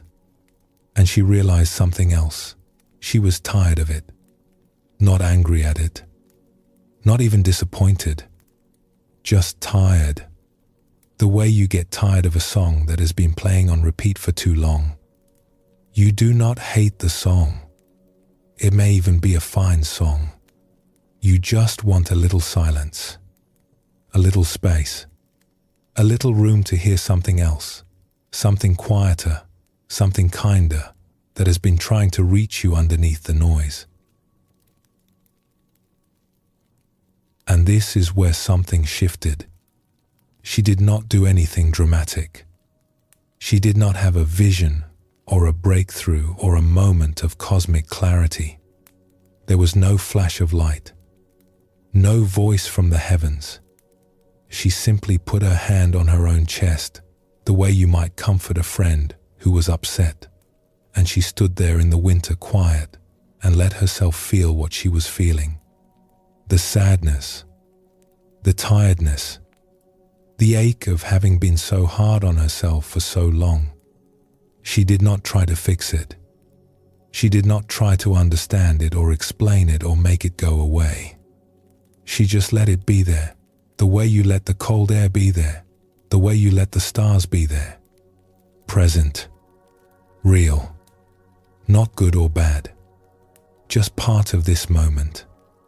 Part of being alive on a winter evening on a small planet spinning through space.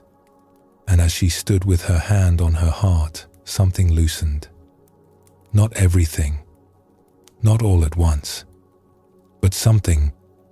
It was like a window opening in a room that had been sealed shut for a long time. Just a crack. But through that crack came air, and the air was fresh, and it changed the quality of the whole room. The tight knot in her chest began to soften. The heat of her irritation began to cool. And in its place, there was a strange, quiet tenderness, a gentleness toward herself that she had not felt in a long time. Maybe had not felt ever, not quite like this. Not this honest. Not this simple. Not this free of conditions. She thought of something she had once read, a line attributed to an ancient teacher. If your compassion does not include yourself, it is incomplete. And she realized, with a clarity that was more like a whisper than a shout, that she had been trying to offer compassion to the whole world while skipping the one person who needed it most. She had been pouring water for everyone else while her own cup sat empty on the table. When she went back inside, the house had not changed. Her sister was still not helping. Her relatives were still trading their quiet barbs. Her child was still out with friends. Nothing in the external world had shifted even slightly. But she had shifted. Something in the way she saw it all had opened. Where before she had seen a house full of people who were failing, she now saw a house full of people who were doing their best. Her sister, who did not help with cooking, had always been shy in groups and probably felt overwhelmed. Her brother, who had disappeared, had always needed time alone to recharge. Her relatives, with their sharp comments, were carrying their own old hurts and did not know how to set them down. Her child, out with friends, was simply growing up the way children are supposed to. None of this meant the difficulties were not real. They were real, but they were no longer the whole story. They were clouds, as we spoke of earlier in our journey tonight. Real clouds, casting real shadows, but not the sky, never the sky, and most importantly, the harshest judgment, the one aimed at herself, the one that said it was all her fault, had quieted, not disappeared, but quieted, like a voice that has been shouting for so long that when you finally turn and look at it with gentle eyes, it realizes it does not need to shout anymore. It just needed to be heard. This is something we can all recognize. We do not need to be meditators or practitioners or spiritual seekers to understand this. We simply need to be human, because every one of us has had that moment when we suddenly realize that the person we have been hardest on is ourselves. And every one of us has had that moment, however brief, when something softens and we feel, even for a second, that it might be okay to stop fighting. The great Zen master Dogen wrote, "To study the self is to forget the self. To forget the self is to be at home in all things." What he meant, in the gentlest way, is that when we stop obsessing over whether we are good enough, when we finally let go of that endless, exhausting project of self-improvement, something natural and warm takes the place of all that worry.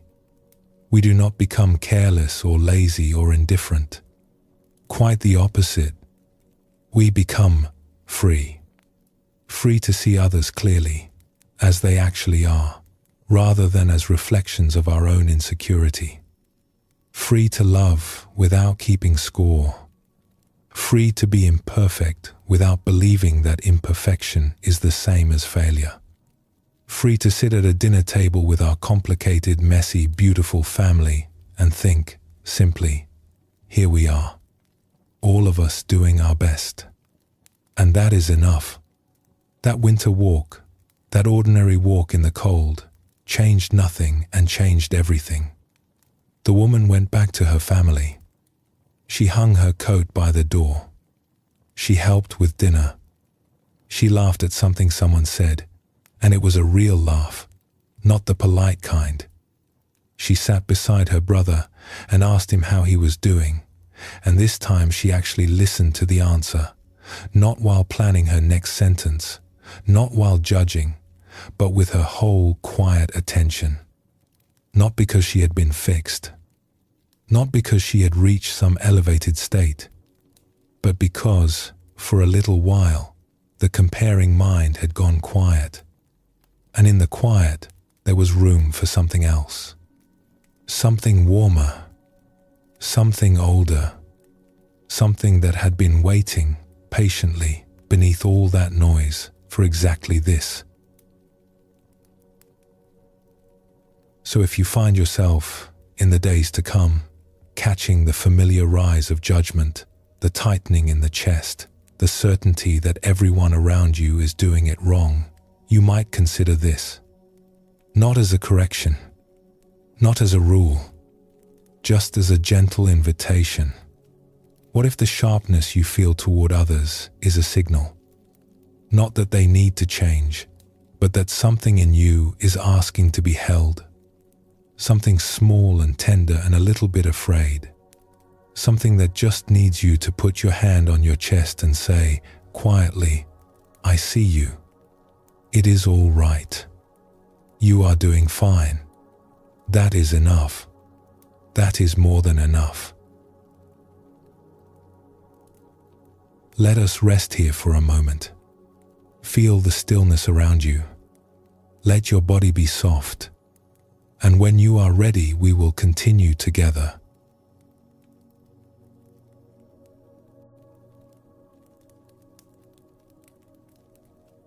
If you have ever sat down to meditate, even for just a few minutes, you have noticed something interesting. You close your eyes. You settle your body. You bring your attention to your breathing. And for a moment, maybe two, you are right here. Present. Quiet. Home. And then, without any warning at all, you are somewhere else entirely. You are replaying a conversation from yesterday. You are planning what to have for dinner. You are worrying about something that may never happen. You are remembering an embarrassment from years ago, and your cheeks flush as if it is happening right now. The breath is still moving, the room is still quiet, but you have vanished from it. You have floated away like a leaf on a stream, carried gently but completely into a world made entirely of thought. And then, just as suddenly, you come back. Oh, right. I was breathing. Here I am. This small, ordinary cycle, the drifting away and the returning, is one of the most important things a human being can notice. Because it does not only happen on a cushion with our eyes closed. It happens all day long. It happens all life long. We forget and we remember. We lose ourselves and we find ourselves again. Over and over and over, like the tide going out and coming back. Tonight, let us look at this rhythm of forgetting and remembering. Not to fix it, not to conquer it, but to understand it as something deeply natural, deeply human, and strangely beautiful. The Buddha spoke about this rhythm at the very beginning of his teaching. When he sat with his first students and shared what he had discovered, he did not begin by saying, "Here is how to be perfect." He began by saying something much more honest. He said, "There is suffering." That was his starting point, not as a grim declaration, but as a relief, an exhale, a naming of what everyone in the room already knew but had never heard spoken aloud with such simple clarity. There is suffering. We forget who we are. We lose touch with the goodness we have been exploring together tonight. We get tangled up in worry and comparison and the endless effort to make ourselves into something we think we should be. This is not a personal failing. This is the weather of being human. It rains on everyone. What made the Buddha's teaching so remarkable is what came next. He did not say, "And therefore life is hopeless." He said, "There is a way through. Not around. Not above. Through. Right through the middle of our forgetting, there is a path back to remembering. And every single time we take that path, no matter how many times we have wandered off it, we arrive home." But before we talk about remembering, let us spend a little time with forgetting. Because there is something important here that most of us miss. When we notice that we have drifted, that we have gotten caught up in a pattern we do not like, our first instinct is usually to scold ourselves. There I go again. Why can I not stop doing this? What is wrong with me? We treat forgetting as evidence that we are failing, as if the whole point of being alive is to never lose our footing, and every stumble is proof that we are not up to the task. The Buddha had a beautiful way of describing this. He called it the second arrow. Let us explore what he meant. Imagine you are walking through a forest. It is a calm day. The light is dappled and green, filtering through the leaves in patterns that shift and dance with the breeze. The path is soft underfoot, and there is the smell of earth and moss, and something sweet you cannot quite name. It is a good walk. Your body is relaxed. Your mind is easy. And then, out of nowhere, you step on a thorn. It pierces your foot. It hurts. A sharp, sudden sting that stops you in your tracks. This is the first arrow. It is not your fault. You did not choose to step on it. You were simply walking, and the thorn was there, hidden beneath a leaf, and the two of you met. That is all. A moment of pain on an otherwise lovely path. Now, you have a choice about what happens next. You can stop, sit down on a nearby rock, carefully remove the thorn, tend to the small wound, perhaps wrap it with a strip of cloth, and continue on your way. The foot will ache for a little while, and then it will heal, and eventually you will forget it ever happened. Or you can do what most of us actually do. You can stand there on one foot and launch into a full investigation of your own character. I cannot believe I stepped on a thorn. I should have been paying more attention. What kind of person steps on a thorn? A careless person, that is who. I always do things like this. I should have watched where I was going. I should have worn better shoes. Everyone else manages to walk through forests without stepping on thorns. What is wrong with me? That is the second arrow. And here is the strange thing about it. The second arrow almost always hurts more than the first. The thorn was a moment of pain, sharp and real, but brief. The story we build around it can last for hours, for days, for years. The thorn breaks the skin. The story breaks the spirit. The thorn will heal on its own in a day or two. The story, if we keep telling it, never heals at all.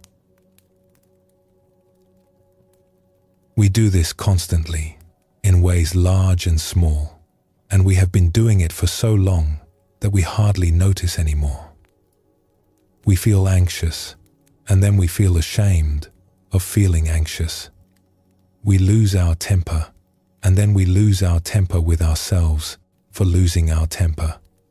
We eat something we wished we had not, and then we spend the rest of the day punishing ourselves for it, which feels so much worse than the eating ever did.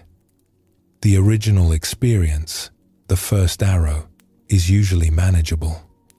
It is the story we wrap around it, the second arrow, that makes it unbearable. There is a Zen story about this that is very short and very wise. A student came to his teacher and said, "I am discouraged. I keep getting distracted during meditation. My mind will not stay still." The teacher said, "How wonderful that you noticed. That is the whole story. And it contains everything. How wonderful that you noticed. Not how terrible that you drifted. Not try harder next time. How wonderful that you noticed." Because the noticing is the remembering. The moment you realize you have been lost in thought is not a failure. It is the opposite of failure. It is the exact moment of waking up. It is the moment the tide turns and begins its journey back to shore. Let us sit with this, because it turns something on its head that most of us have believed for a very long time. We tend to think that the goal is to never forget, to reach some state of permanent awareness where we never drift, never react, never get caught in an old pattern. And because that is our goal, every time we do forget, every time we do drift, we experience it as a defeat. But what if forgetting is not the opposite of awakening? What if it is part of it? What if the rhythm of losing ourselves and finding ourselves again is not a sign that we are doing it wrong, but the very heartbeat of a life that is learning to come home? Think of learning to walk. No child learns to walk without falling. A child pulls herself up on the edge of a table, takes one wobbling step, maybe two, and then sits down hard on the floor. Does anyone look at that child and say, well, she tried walking and she failed. She should probably give up? Of course not. Everyone smiles. Everyone claps. Because the falling is not the failure of walking. It is the practice of walking. It is how the body learns what balance feels like from the inside. And every time the child falls and gets up again, something strengthens. Not just the legs, but something deeper. A kind of trust. A willingness to try again. An understanding, felt in the bones rather than thought in the mind, that falling is not the end. Getting up is what matters. Getting up is the whole beautiful thing. We are all still learning to walk. We are all still falling and getting up. And the old teachers, the wise and patient ones, they do not stand at the end of the path waiting for us to arrive without stumbling. They sit down beside us on the ground and say, yes, I fell too. Many times. Would you like to get up together?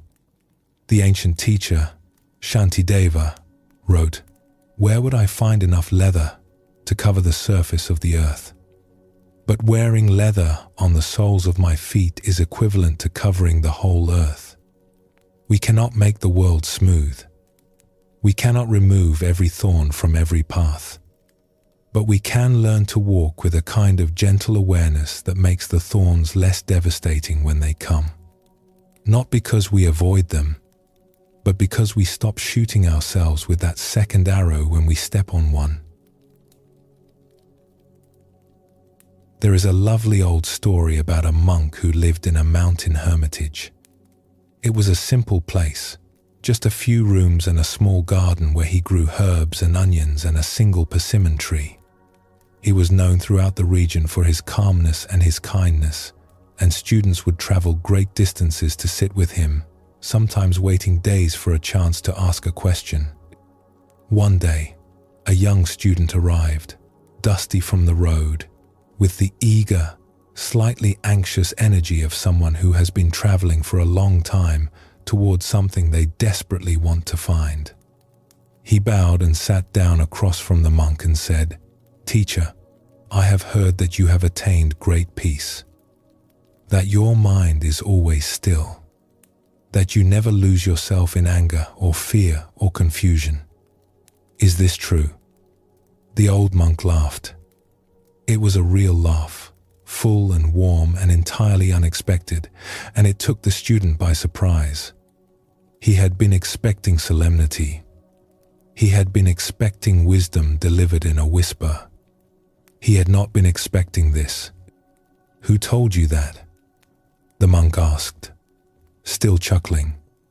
"Everyone says it," the student replied, a little uncertain now. "They say you are beyond suffering." The monk shook his head, still smiling.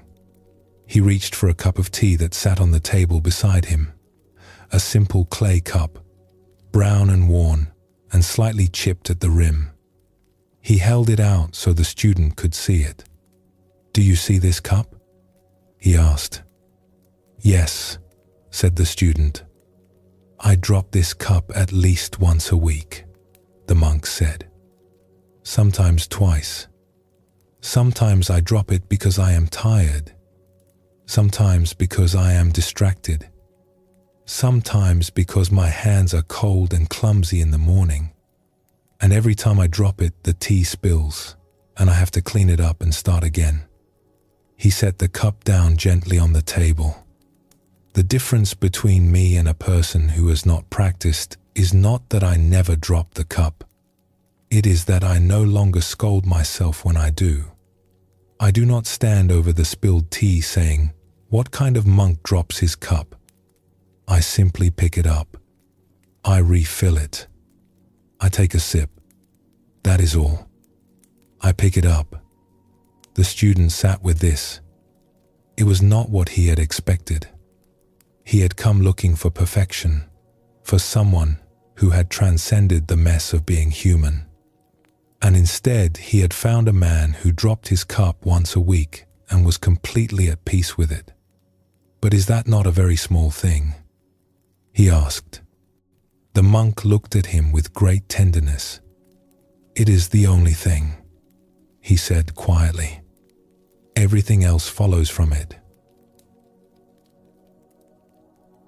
This is the teaching at the heart of what we are exploring tonight, and it connects to everything we have been walking through together.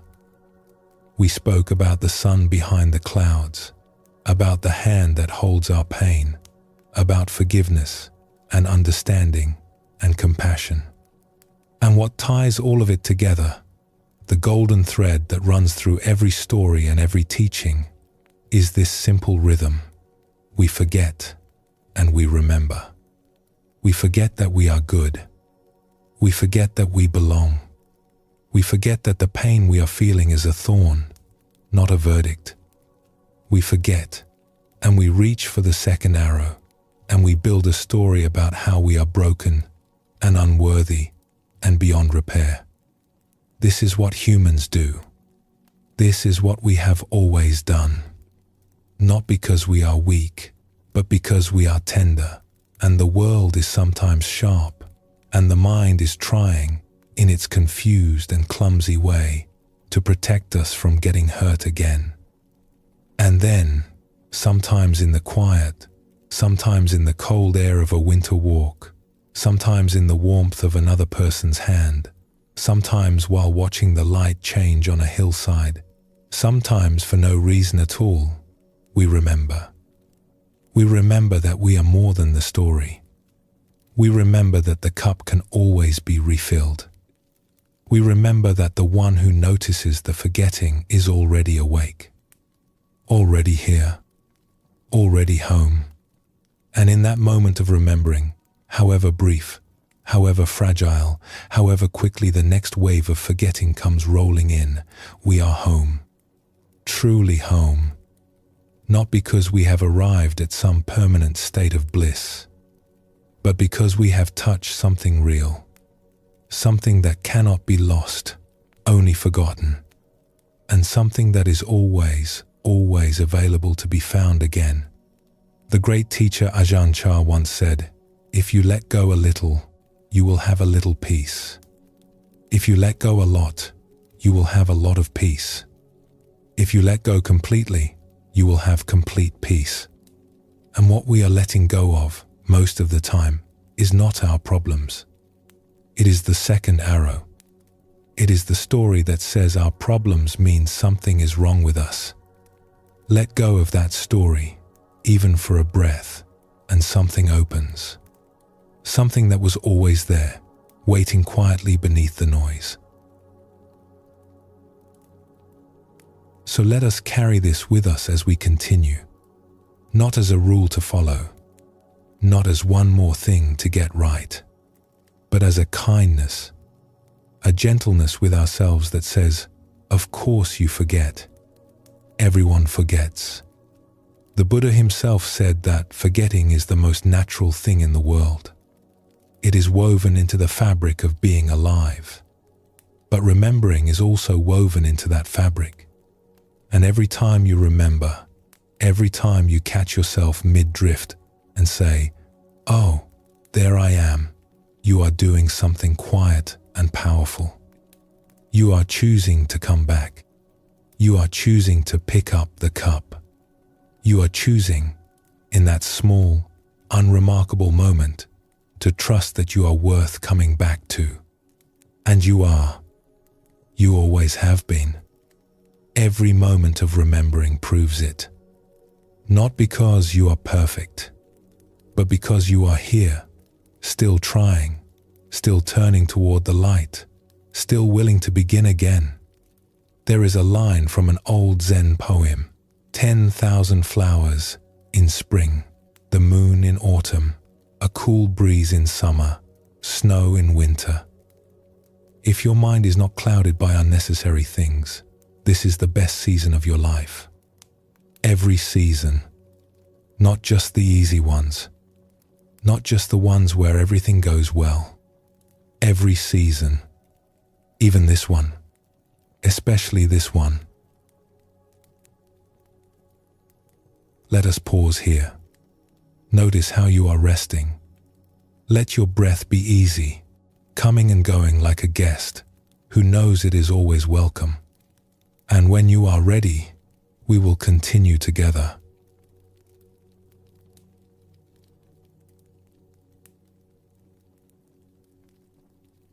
When you were very small, before you had words for anything, before you knew what a tree was, or what the color blue meant, or what your own name sounded like, you already knew the language of touch.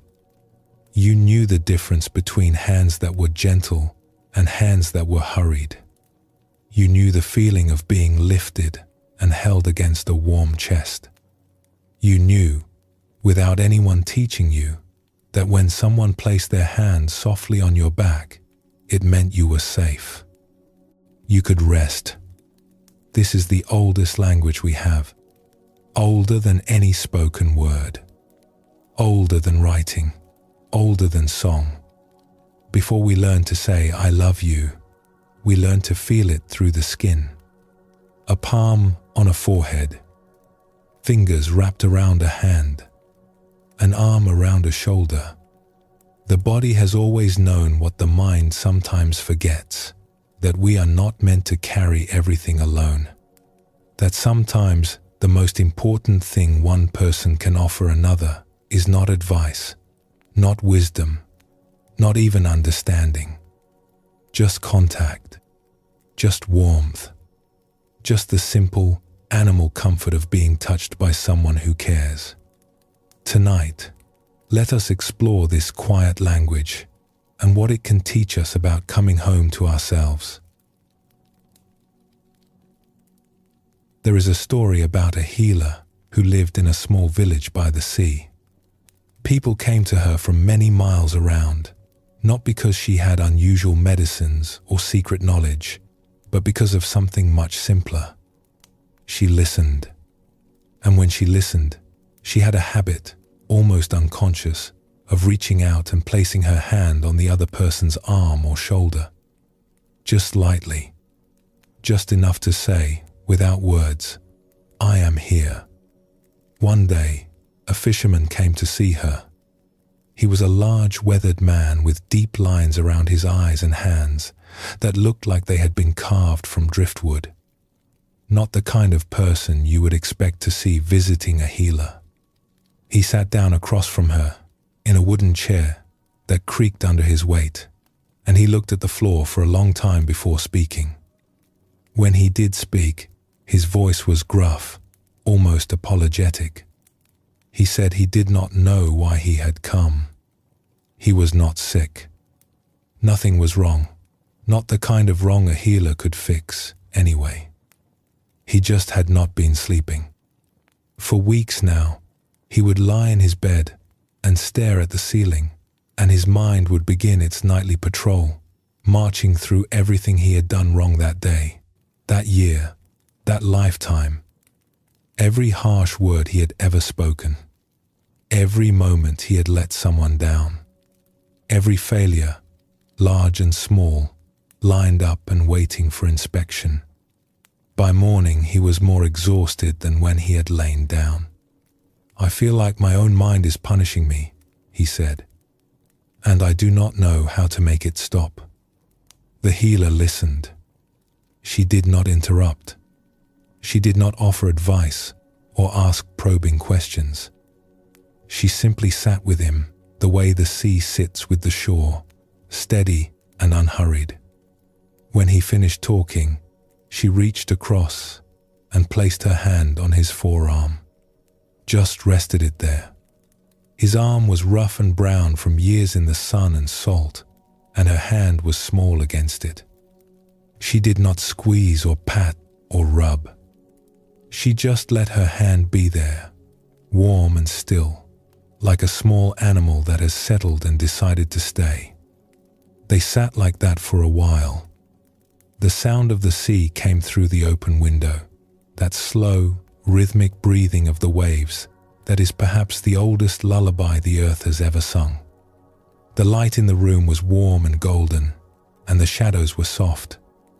After a time, the fisherman's shoulders, which had been drawn up tight around his ears like a wall, began to lower. His breathing, which had been shallow and quick, began to slow. His jaw, which had been clenched like a fist, softened. He did not say anything. He did not need to. Something was happening in a language older than words. When he finally stood to leave, he looked at her with an expression that was half confusion and half wonder. "What did you do?" he asked. She smiled. "Nothing," she said. "I just stayed." There is real wisdom in this story, and it is wisdom that goes beyond any single tradition or teaching. The body responds to caring touch in ways that the mind cannot replicate on its own. When someone touches us with genuine warmth, something shifts at the deepest level of our being.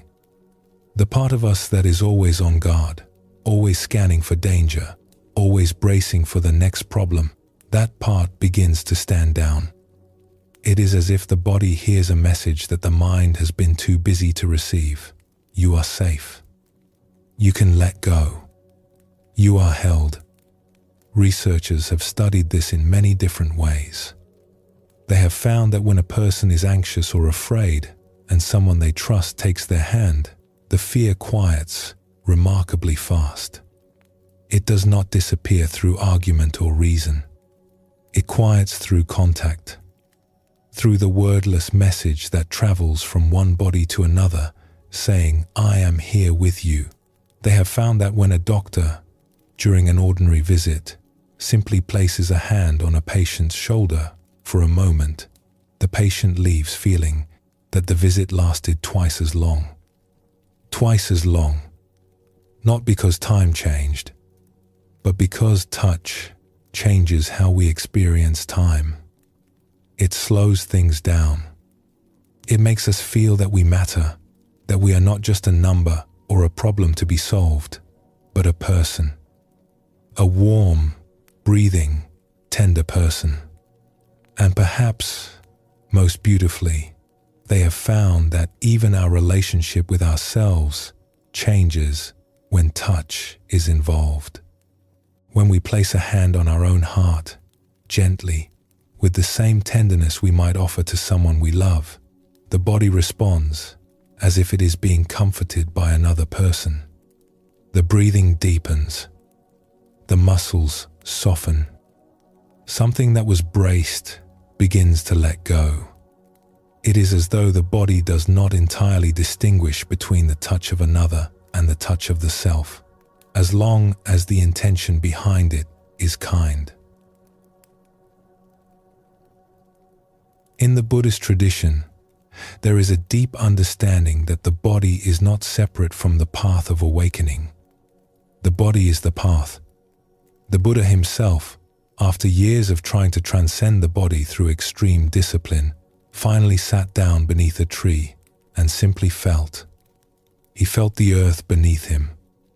He felt the air on his skin.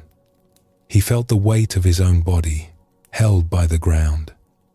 And it was in that moment of coming back to the body, not escaping it, that he woke up. There is something in this for all of us.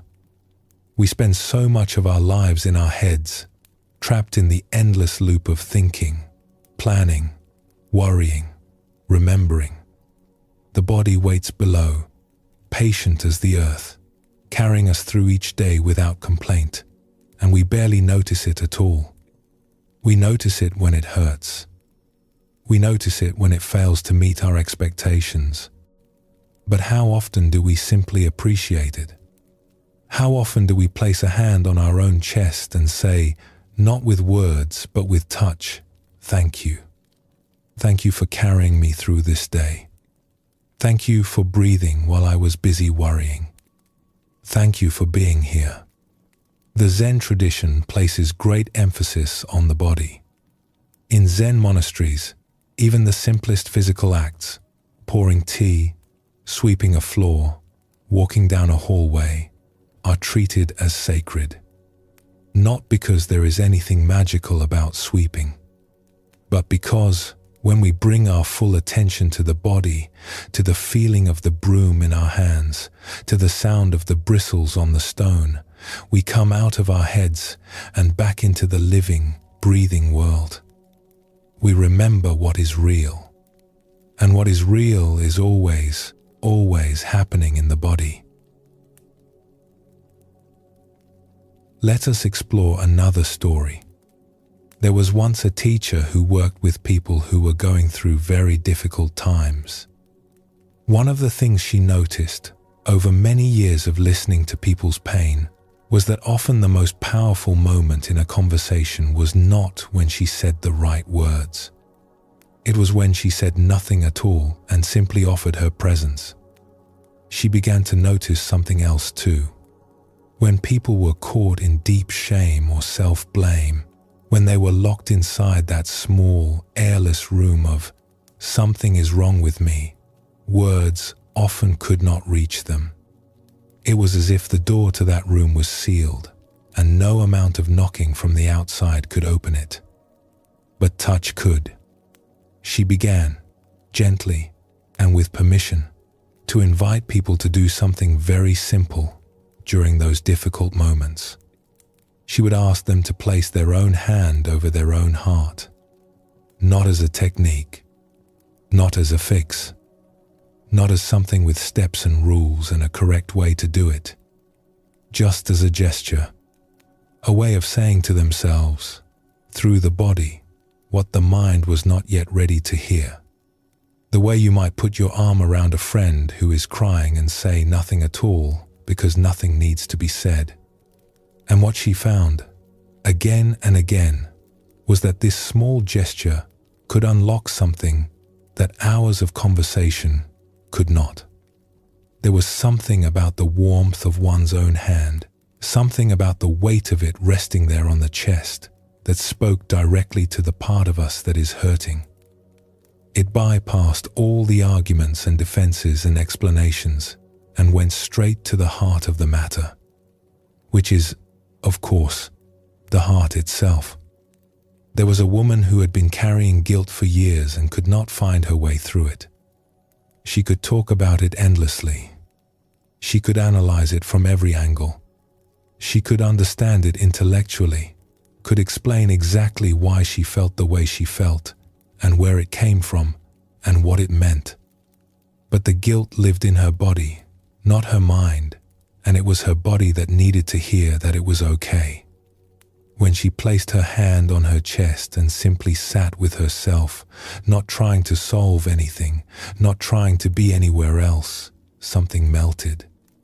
Not the guilt itself, which was real and needed its own time, but the armor around the guilt, the hard protective shell that had been keeping the pain locked in, like a room with no windows. Her hand on her heart was the first window, and through it air began to flow. There was also a man who had spent his whole life believing he was not good enough. He was successful by any external measure, the kind of person other people looked at and thought, he has it all figured out. But inside there was a coldness, a distance from himself, as if he were standing outside his own life looking in through a frosted window. He had tried many things to warm that coldness. Achievement, recognition, staying busy every waking moment so the silence could never catch up with him. None of it worked because none of it touched the place that was actually cold. But when he learned, slowly and with great skepticism, to simply place his hand over his heart each morning and to sit with whatever he found there, not pushing it away, not judging it, just being with it the way the sea is with the shore, something began to thaw. Not dramatically, not overnight, but steadily the way ice melts in spring. Not because someone pushed it, because the sun came out. There is a line from a poet that captures this beautifully. She writes about finding all the untended places within herself, all the parts that had been ignored or pushed away or told they were not welcome. And she describes lifting them, one by one, close to her heart and whispering, "Holy, holy," not fixing them, not improving them, not understanding them, just holding them close and calling them sacred. This is what touch can do.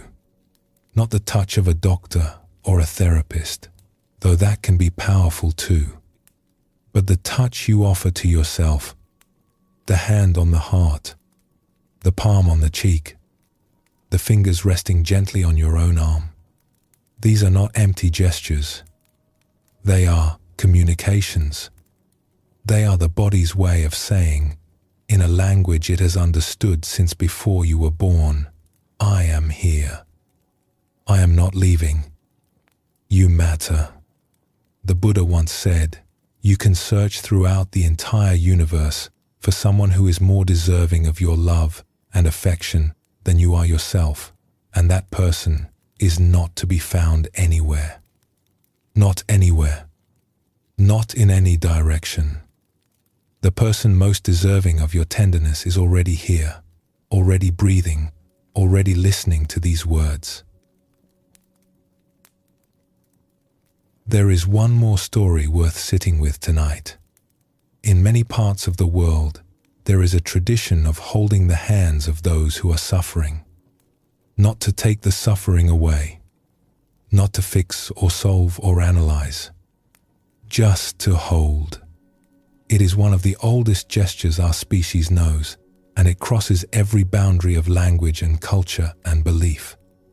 A man once told a story about visiting his elderly grandmother when she was nearing the end of a long and full life.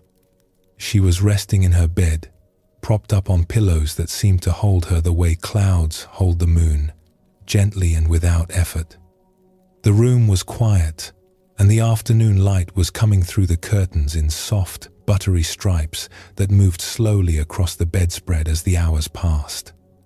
There were flowers on the nightstand, and the faint scent of lavender, and somewhere in the house, a clock was ticking, steady and patient as a heartbeat.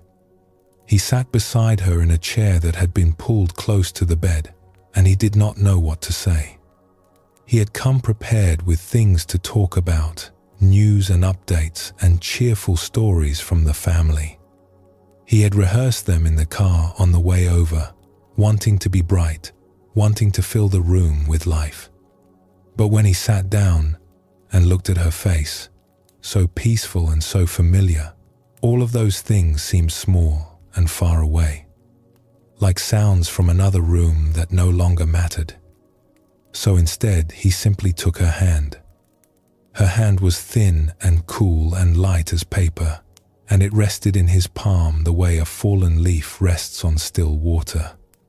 He held it between both of his, the way you hold something precious that you know you cannot keep forever. And they sat together in the quiet, and neither of them spoke. The clock ticked. The light moved.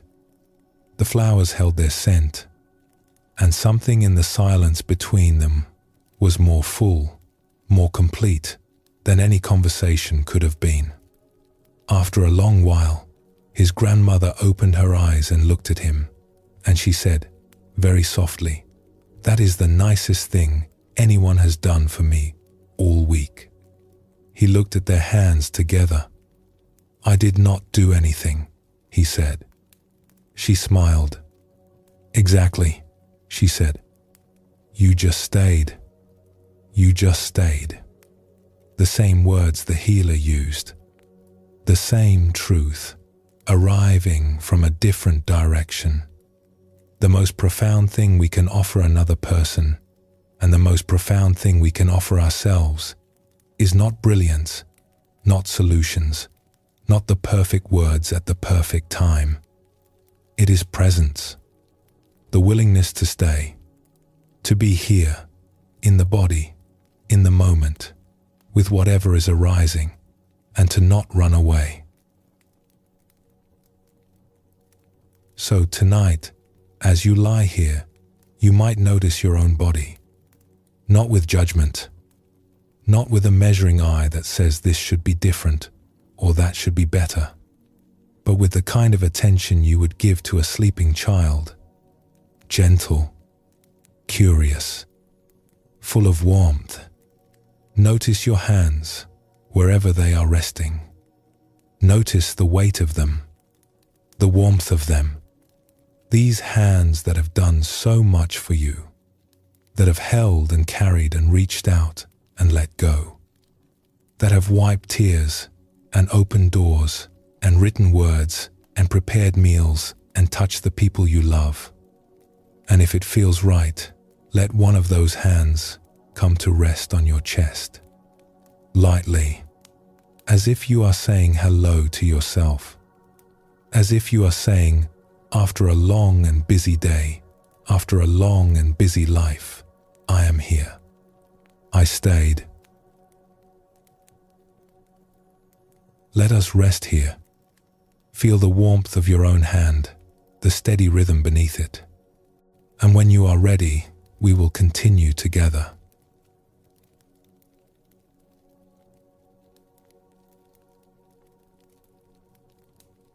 We have walked a long, gentle road together tonight. We have sat with monks in mountain monasteries and healers by the sea.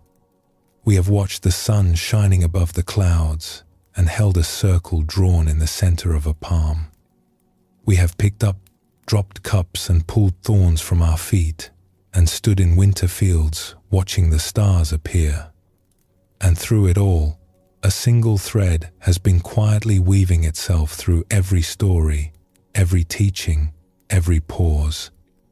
Nothing is wrong with you. Not in the way you have feared. Not in the way that quiet voice has whispered. Not in the way the world has sometimes made you believe. You are not a problem to be solved. You are a life to be lived. And the goodness at the center of that life has been here all along, patient as the ground beneath your feet, waiting for you to stop and notice and rest. Now, as we come to the last stretch of our journey, let us sit together with a question. A question so simple it might surprise you. What happens when we actually begin to trust this? What happens when, even a little, we stop fighting ourselves? There is something that gardeners know, something they rarely talk about because it seems too obvious to mention. When you stop pulling at a plant, it grows. When you stop digging it up every few days to check whether the roots are strong enough, to measure whether it is tall enough, to compare it to the plant next door, it simply does what it was always going to do. It reaches for the light. It opens. It blooms. Not because you forced it, but because you finally got out of the way. Human beings are not so different. We spend enormous amounts of energy holding ourselves in check, monitoring ourselves, measuring ourselves, tightening against some imagined standard that we can never quite reach. And all of that tightening takes something from us. It takes our aliveness. It takes the simple, natural energy of being a creature on this earth, breathing and moving and feeling the wind. The first thing that happens when we begin to trust our own goodness, when we begin to relax even a little into the truth that we are okay, is that this energy comes back. Not as excitement or agitation, but as a kind of quiet vitality, a brightness, like opening the curtains in a room that has been dark for too long, and suddenly everything is lit up, the same furniture, the same walls, the same life, but seen in full color for the first time in a while. Let us explore a story about this. There was an old calligrapher who lived in a small town at the foot of a mountain range. He had practiced his art for decades, and his work was admired by many. But as he grew older, he became increasingly critical of his own brushstrokes. He would sit at his table each morning, grind the ink, prepare the paper, and then freeze. His hand, which had once moved with such fluid grace, would hover above the page, trembling, not because he had forgotten how to write, but because he had become so afraid of making an imperfect mark. Day after day, he would sit and stare at the blank paper, and the blank paper would stare back, and the morning would pass, and the ink would dry in the stone, and he would put everything away, having written nothing. One afternoon, an old friend came to visit. She was not a calligrapher. She was a farmer, with dirt under her nails and laugh lines around her mouth, and the kind of ease that comes from spending your life working with things that grow. She found him at his table, staring at the empty page. She sat down beside him and watched for a while. Then she said, "What are you waiting for?" He sighed. "I am waiting until I can do it perfectly." She looked at the blank page. She looked at the dried ink. She looked at his trembling hand. Then she picked up the brush, dipped it in water since the ink had dried, and drew a large, wobbly, completely imperfect circle on the page. It was lopsided. It was uneven. It dripped at the bottom where she had pressed too hard. He stared at it, horrified. "That is terrible," he said. She laughed. "Yes," she said, "and it is the most alive thing in this room." He looked at the circle again. It was terrible. It really was. But there was something about it. Something loose and free and unapologetic. Something that his perfect, careful, fearful hand had not produced in years. "Do you know what the Zen masters say about the circle?" she asked. He nodded slowly. "They say it represents wholeness, completeness. And do they draw it perfectly?" she asked. He was quiet for a long moment. Then, very slowly, a smile spread across his face. It was the first real smile his friend had seen on him in a long time. He picked up the brush, dipped it in fresh ink, and in one quick, imperfect, completely alive motion, he drew a circle. It was not perfect. The line was thick in some places and thin in others. It did not quite close at the top, but his hand was not trembling anymore. This is the first gift that comes when we stop demanding perfection from ourselves.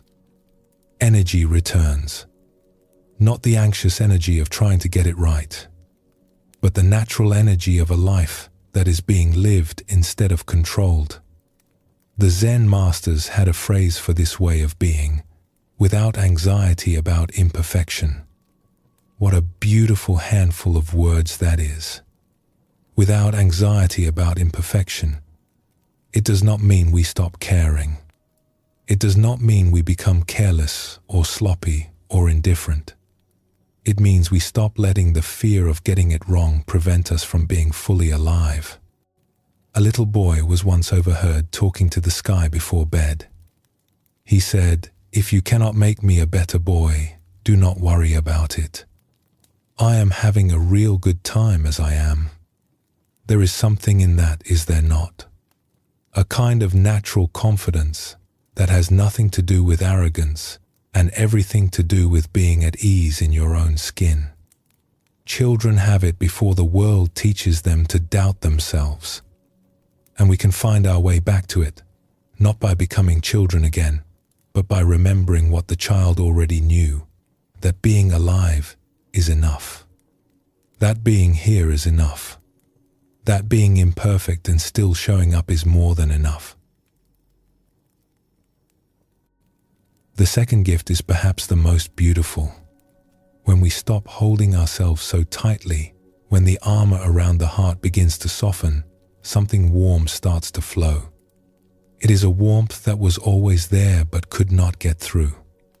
Like a spring that has been blocked by rocks, and when the rocks are moved, the water comes, clear and cool and generous, as if it had been waiting for this moment all along. This warmth is love. Not the complicated, conditional love that we often associate with the word. Not the love that says, "I will love you if you meet my expectations," but something simpler and more ancient. The love that a grandmother feels when she looks at a sleeping grandchild. The love that rises in you when you see a stranger being kind to someone in need. The love that catches you off guard sometimes, standing in a grocery store or watching the rain, and you think, for no reason at all, life is so tender. And I am part of it. There is a story about two old friends who sat together on a bench overlooking a valley.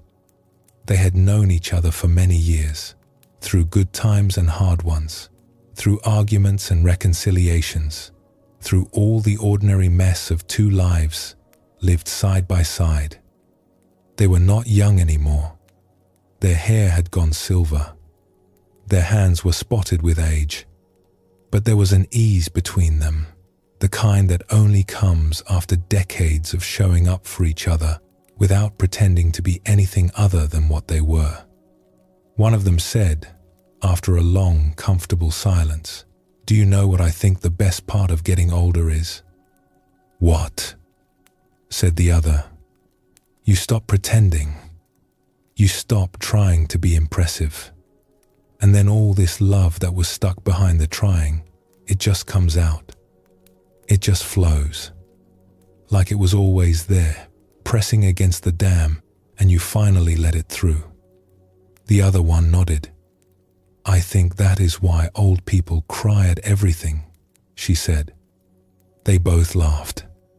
And then they sat in the quiet together, watching the light move across the valley, and neither of them needed to say another word. When we are at war with ourselves, this love gets trapped behind the walls. We feel it in flashes, in moments, but we cannot sustain it because sustaining it requires an open heart, and our heart has been busy defending itself. But when the war quiets, even a little, the walls begin to come down. And the love that flows through is not something we have to create or manufacture or deserve. It is something we have been holding back, like a river that was always running, always full, always ready, just waiting for us to remove the stones. An old Indian teacher once wrote these words, "All you need is already within you. Only you must approach yourself with reverence and love. Make love of yourself perfect. Make love of yourself perfect. Not your behavior, not your achievements, not your appearance or your reputation or your practice. Your love of yourself. Let that love become whole and unhurried and unconditional. Because that love, when it is allowed to flow freely, does not stay inside. It cannot. It is not in its nature to stay contained. It spills over. It reaches everything it touches. The way a candle does not light only itself, but fills the entire room with warmth. And this brings us to the third gift, the deepest one, the one that is hardest to put into words and yet is, in many ways, the simplest of all. When we stop believing that something is wrong with us, when the comparing mind goes quiet, when the second arrow is not fired, when the hand rests gently on the heart and the body softens, what is left? This is the question the great teachers have been pointing us toward for thousands of years. Not as a riddle, not as a test, but as a genuine invitation to look. When you peel away the stories, the fears, the judgments, the endless striving, what is actually here? There is an ancient teaching that asks us, who would you be if you did not believe something was wrong with you? Not who would you become someday. Not who would you be after more work, more effort, more improvement, more years of trying to sand down your rough edges. But who are you, right now, right here, in this very breath, if the story of your wrongness simply stopped? If the voice that has been narrating your flaws went silent, just for a moment, and you were left with only what is actually here, sit with that for a moment.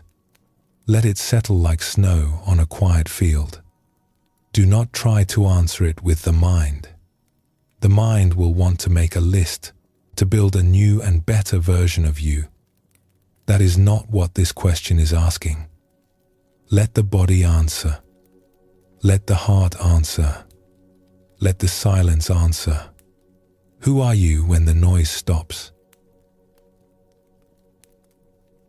There was once a student who traveled a great distance to ask a teacher this very question. She had been searching for years, the way many of us search, reading books and following paths and sitting in silence and hoping that around the next corner she would finally find the thing she was looking for.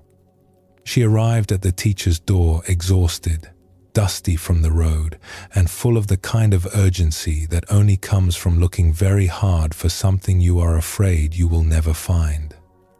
She sat down and said, "Teacher, I have been searching for my true self for many years.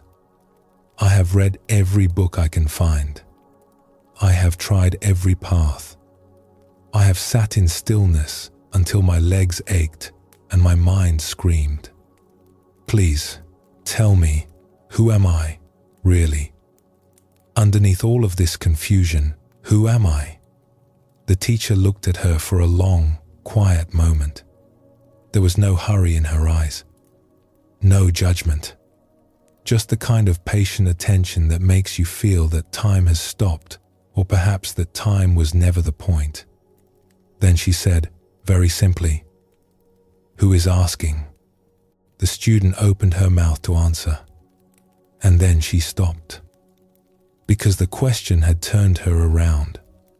She had been looking outward, searching for her true self as if it were a place she had not yet visited or a treasure she had not yet found. And now, suddenly, the question pointed her back to the one place she had never thought to look. Right here. The awareness that was sitting in this room. The presence that was asking the question. The quiet, open, curious aliveness behind all her searching. It had been there the whole time. Through every book, every path, every dusty mile. It had been looking out through her eyes, listening through her ears, breathing through her lungs, aching through her longing. It was not something she needed to find. It was the one doing the finding. "Oh," she said softly. And then she began to laugh. And the teacher laughed with her. And neither of them could say exactly what was funny, but it did not matter, because the laughter itself was the answer. The great poet Rumi described this moment of recognition with words that have echoed through the centuries. "I have gotten free of that ignorant fist that was pinching and twisting my secret self. The universe and the light of the stars come through me. The ignorant fist, that is the tightness. That is the self-doubt. That is the voice that says you are not enough. And when it opens, when it finally lets go, what comes through is not something small and personal. It is the universe. It is the light of the stars. It is everything, flowing through you the way the wind flows through an open window, the way water flows through an open hand. You are not separate from this world. You never were. The goodness we spoke of at the very beginning of our time together, the goodness that means belonging, gathering, togetherness, it is not a concept. It is a living reality, and it is what you are made of. Rumi wrote one more line that belongs here, at the end of our journey. He said, "I am the crescent moon, put up over the gate to the festival." Picture that for a moment. A warm evening, a path leading through an old town, past stone walls and lanterns, and the sound of music somewhere ahead. And there, above the entrance to a great celebration, hangs a crescent moon, thin and luminous against the darkening sky. It does not do anything. It does not perform. It does not earn its place or justify its light. It simply shines, and by shining it says to everyone who passes beneath it, "Welcome. Come in. The festival is here. The festival has always been here, and you were always invited. You are that moon, not metaphorically, not after you have done more work on yourself. Right now, tonight, as you are, your goodness, your warmth, your quiet, shining awareness, this is the light over the gate, and the festival it welcomes you to is not somewhere else. It is not after you have improved yourself or solved your problems or become a better version of who you are. It is this breath, this moment, this ordinary, extraordinary, unrepeatable life. So let us rest now, truly rest. Not the restless pause of someone who is waiting for the next thing, but the deep, easy rest of someone who has come home and knows it. Let your body be heavy. Let the bed or the floor or wherever you are lying hold you completely. You do not need to hold yourself up anymore. You have been held all along. Let your breathing be soft. Let it come and go without any effort, the way waves come and go on a shore that does not try to call them. And let this one truth settle into you like warmth from a fire, like sunlight into soil, like a hand placed gently over a heart. Nothing is wrong with you. Nothing has ever been wrong with you. You are the sun behind the clouds. You are the jewel beneath the dust. You are the crescent moon over the gate. And you have always been enough.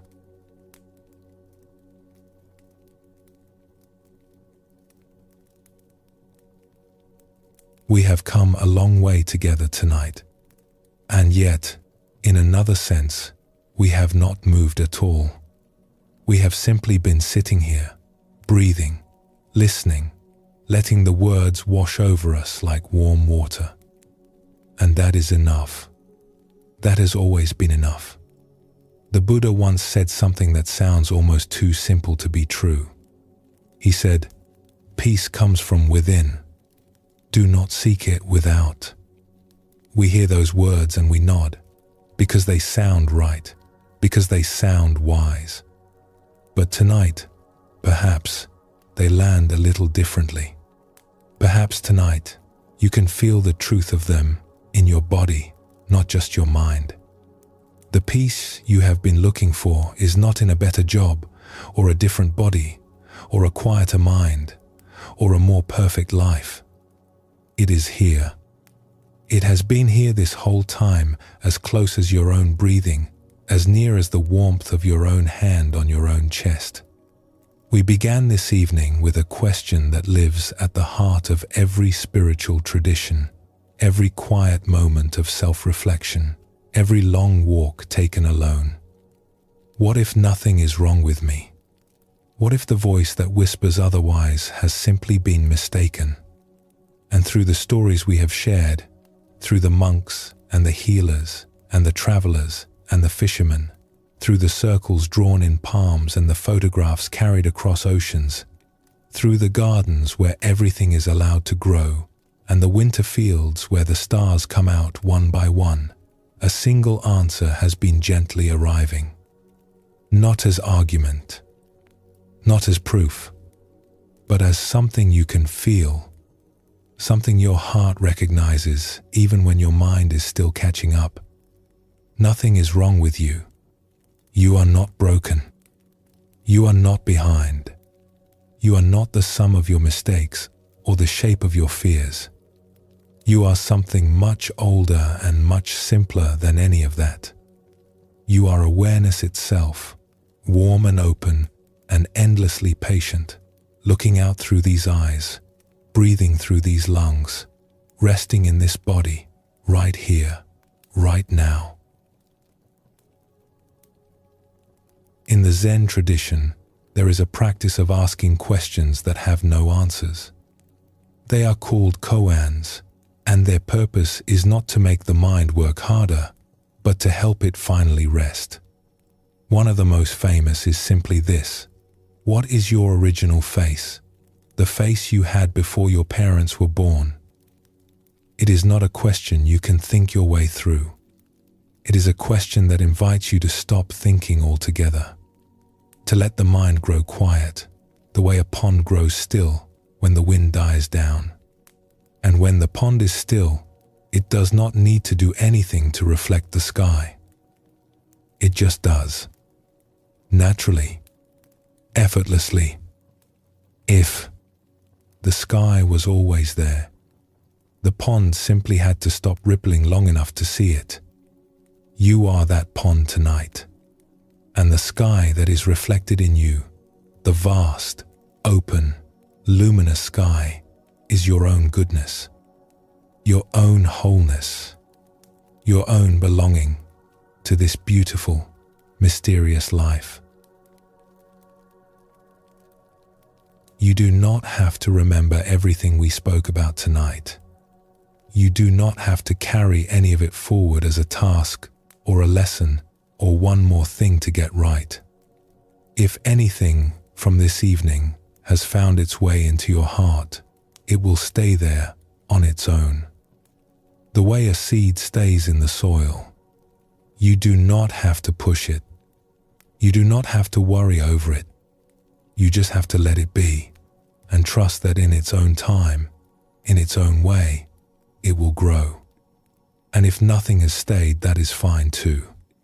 Sometimes the most important work happens beneath the surface, in places we cannot see, in ways we will not recognize until much later. Sometimes we plant a seed and forget about it entirely, and then one morning, months from now, we notice a small green shoot pushing through the earth, and we think, oh, there you are. You were growing all along. The Zen masters say, spring comes, and the grass grows by itself. You do not have to make anything happen tonight. You do not have to become anything new. The grass already knows how to grow. The heart already knows how to heal. The breath already knows how to come and go. And you already know, in the deepest part of yourself, in the place beneath all the worry and the doubt and the noise, that you are home. So let the night hold you now. Let the darkness be soft and kind, the way it was when you were very small, and sleep was the easiest thing in the world. Let your thoughts drift if they want to drift.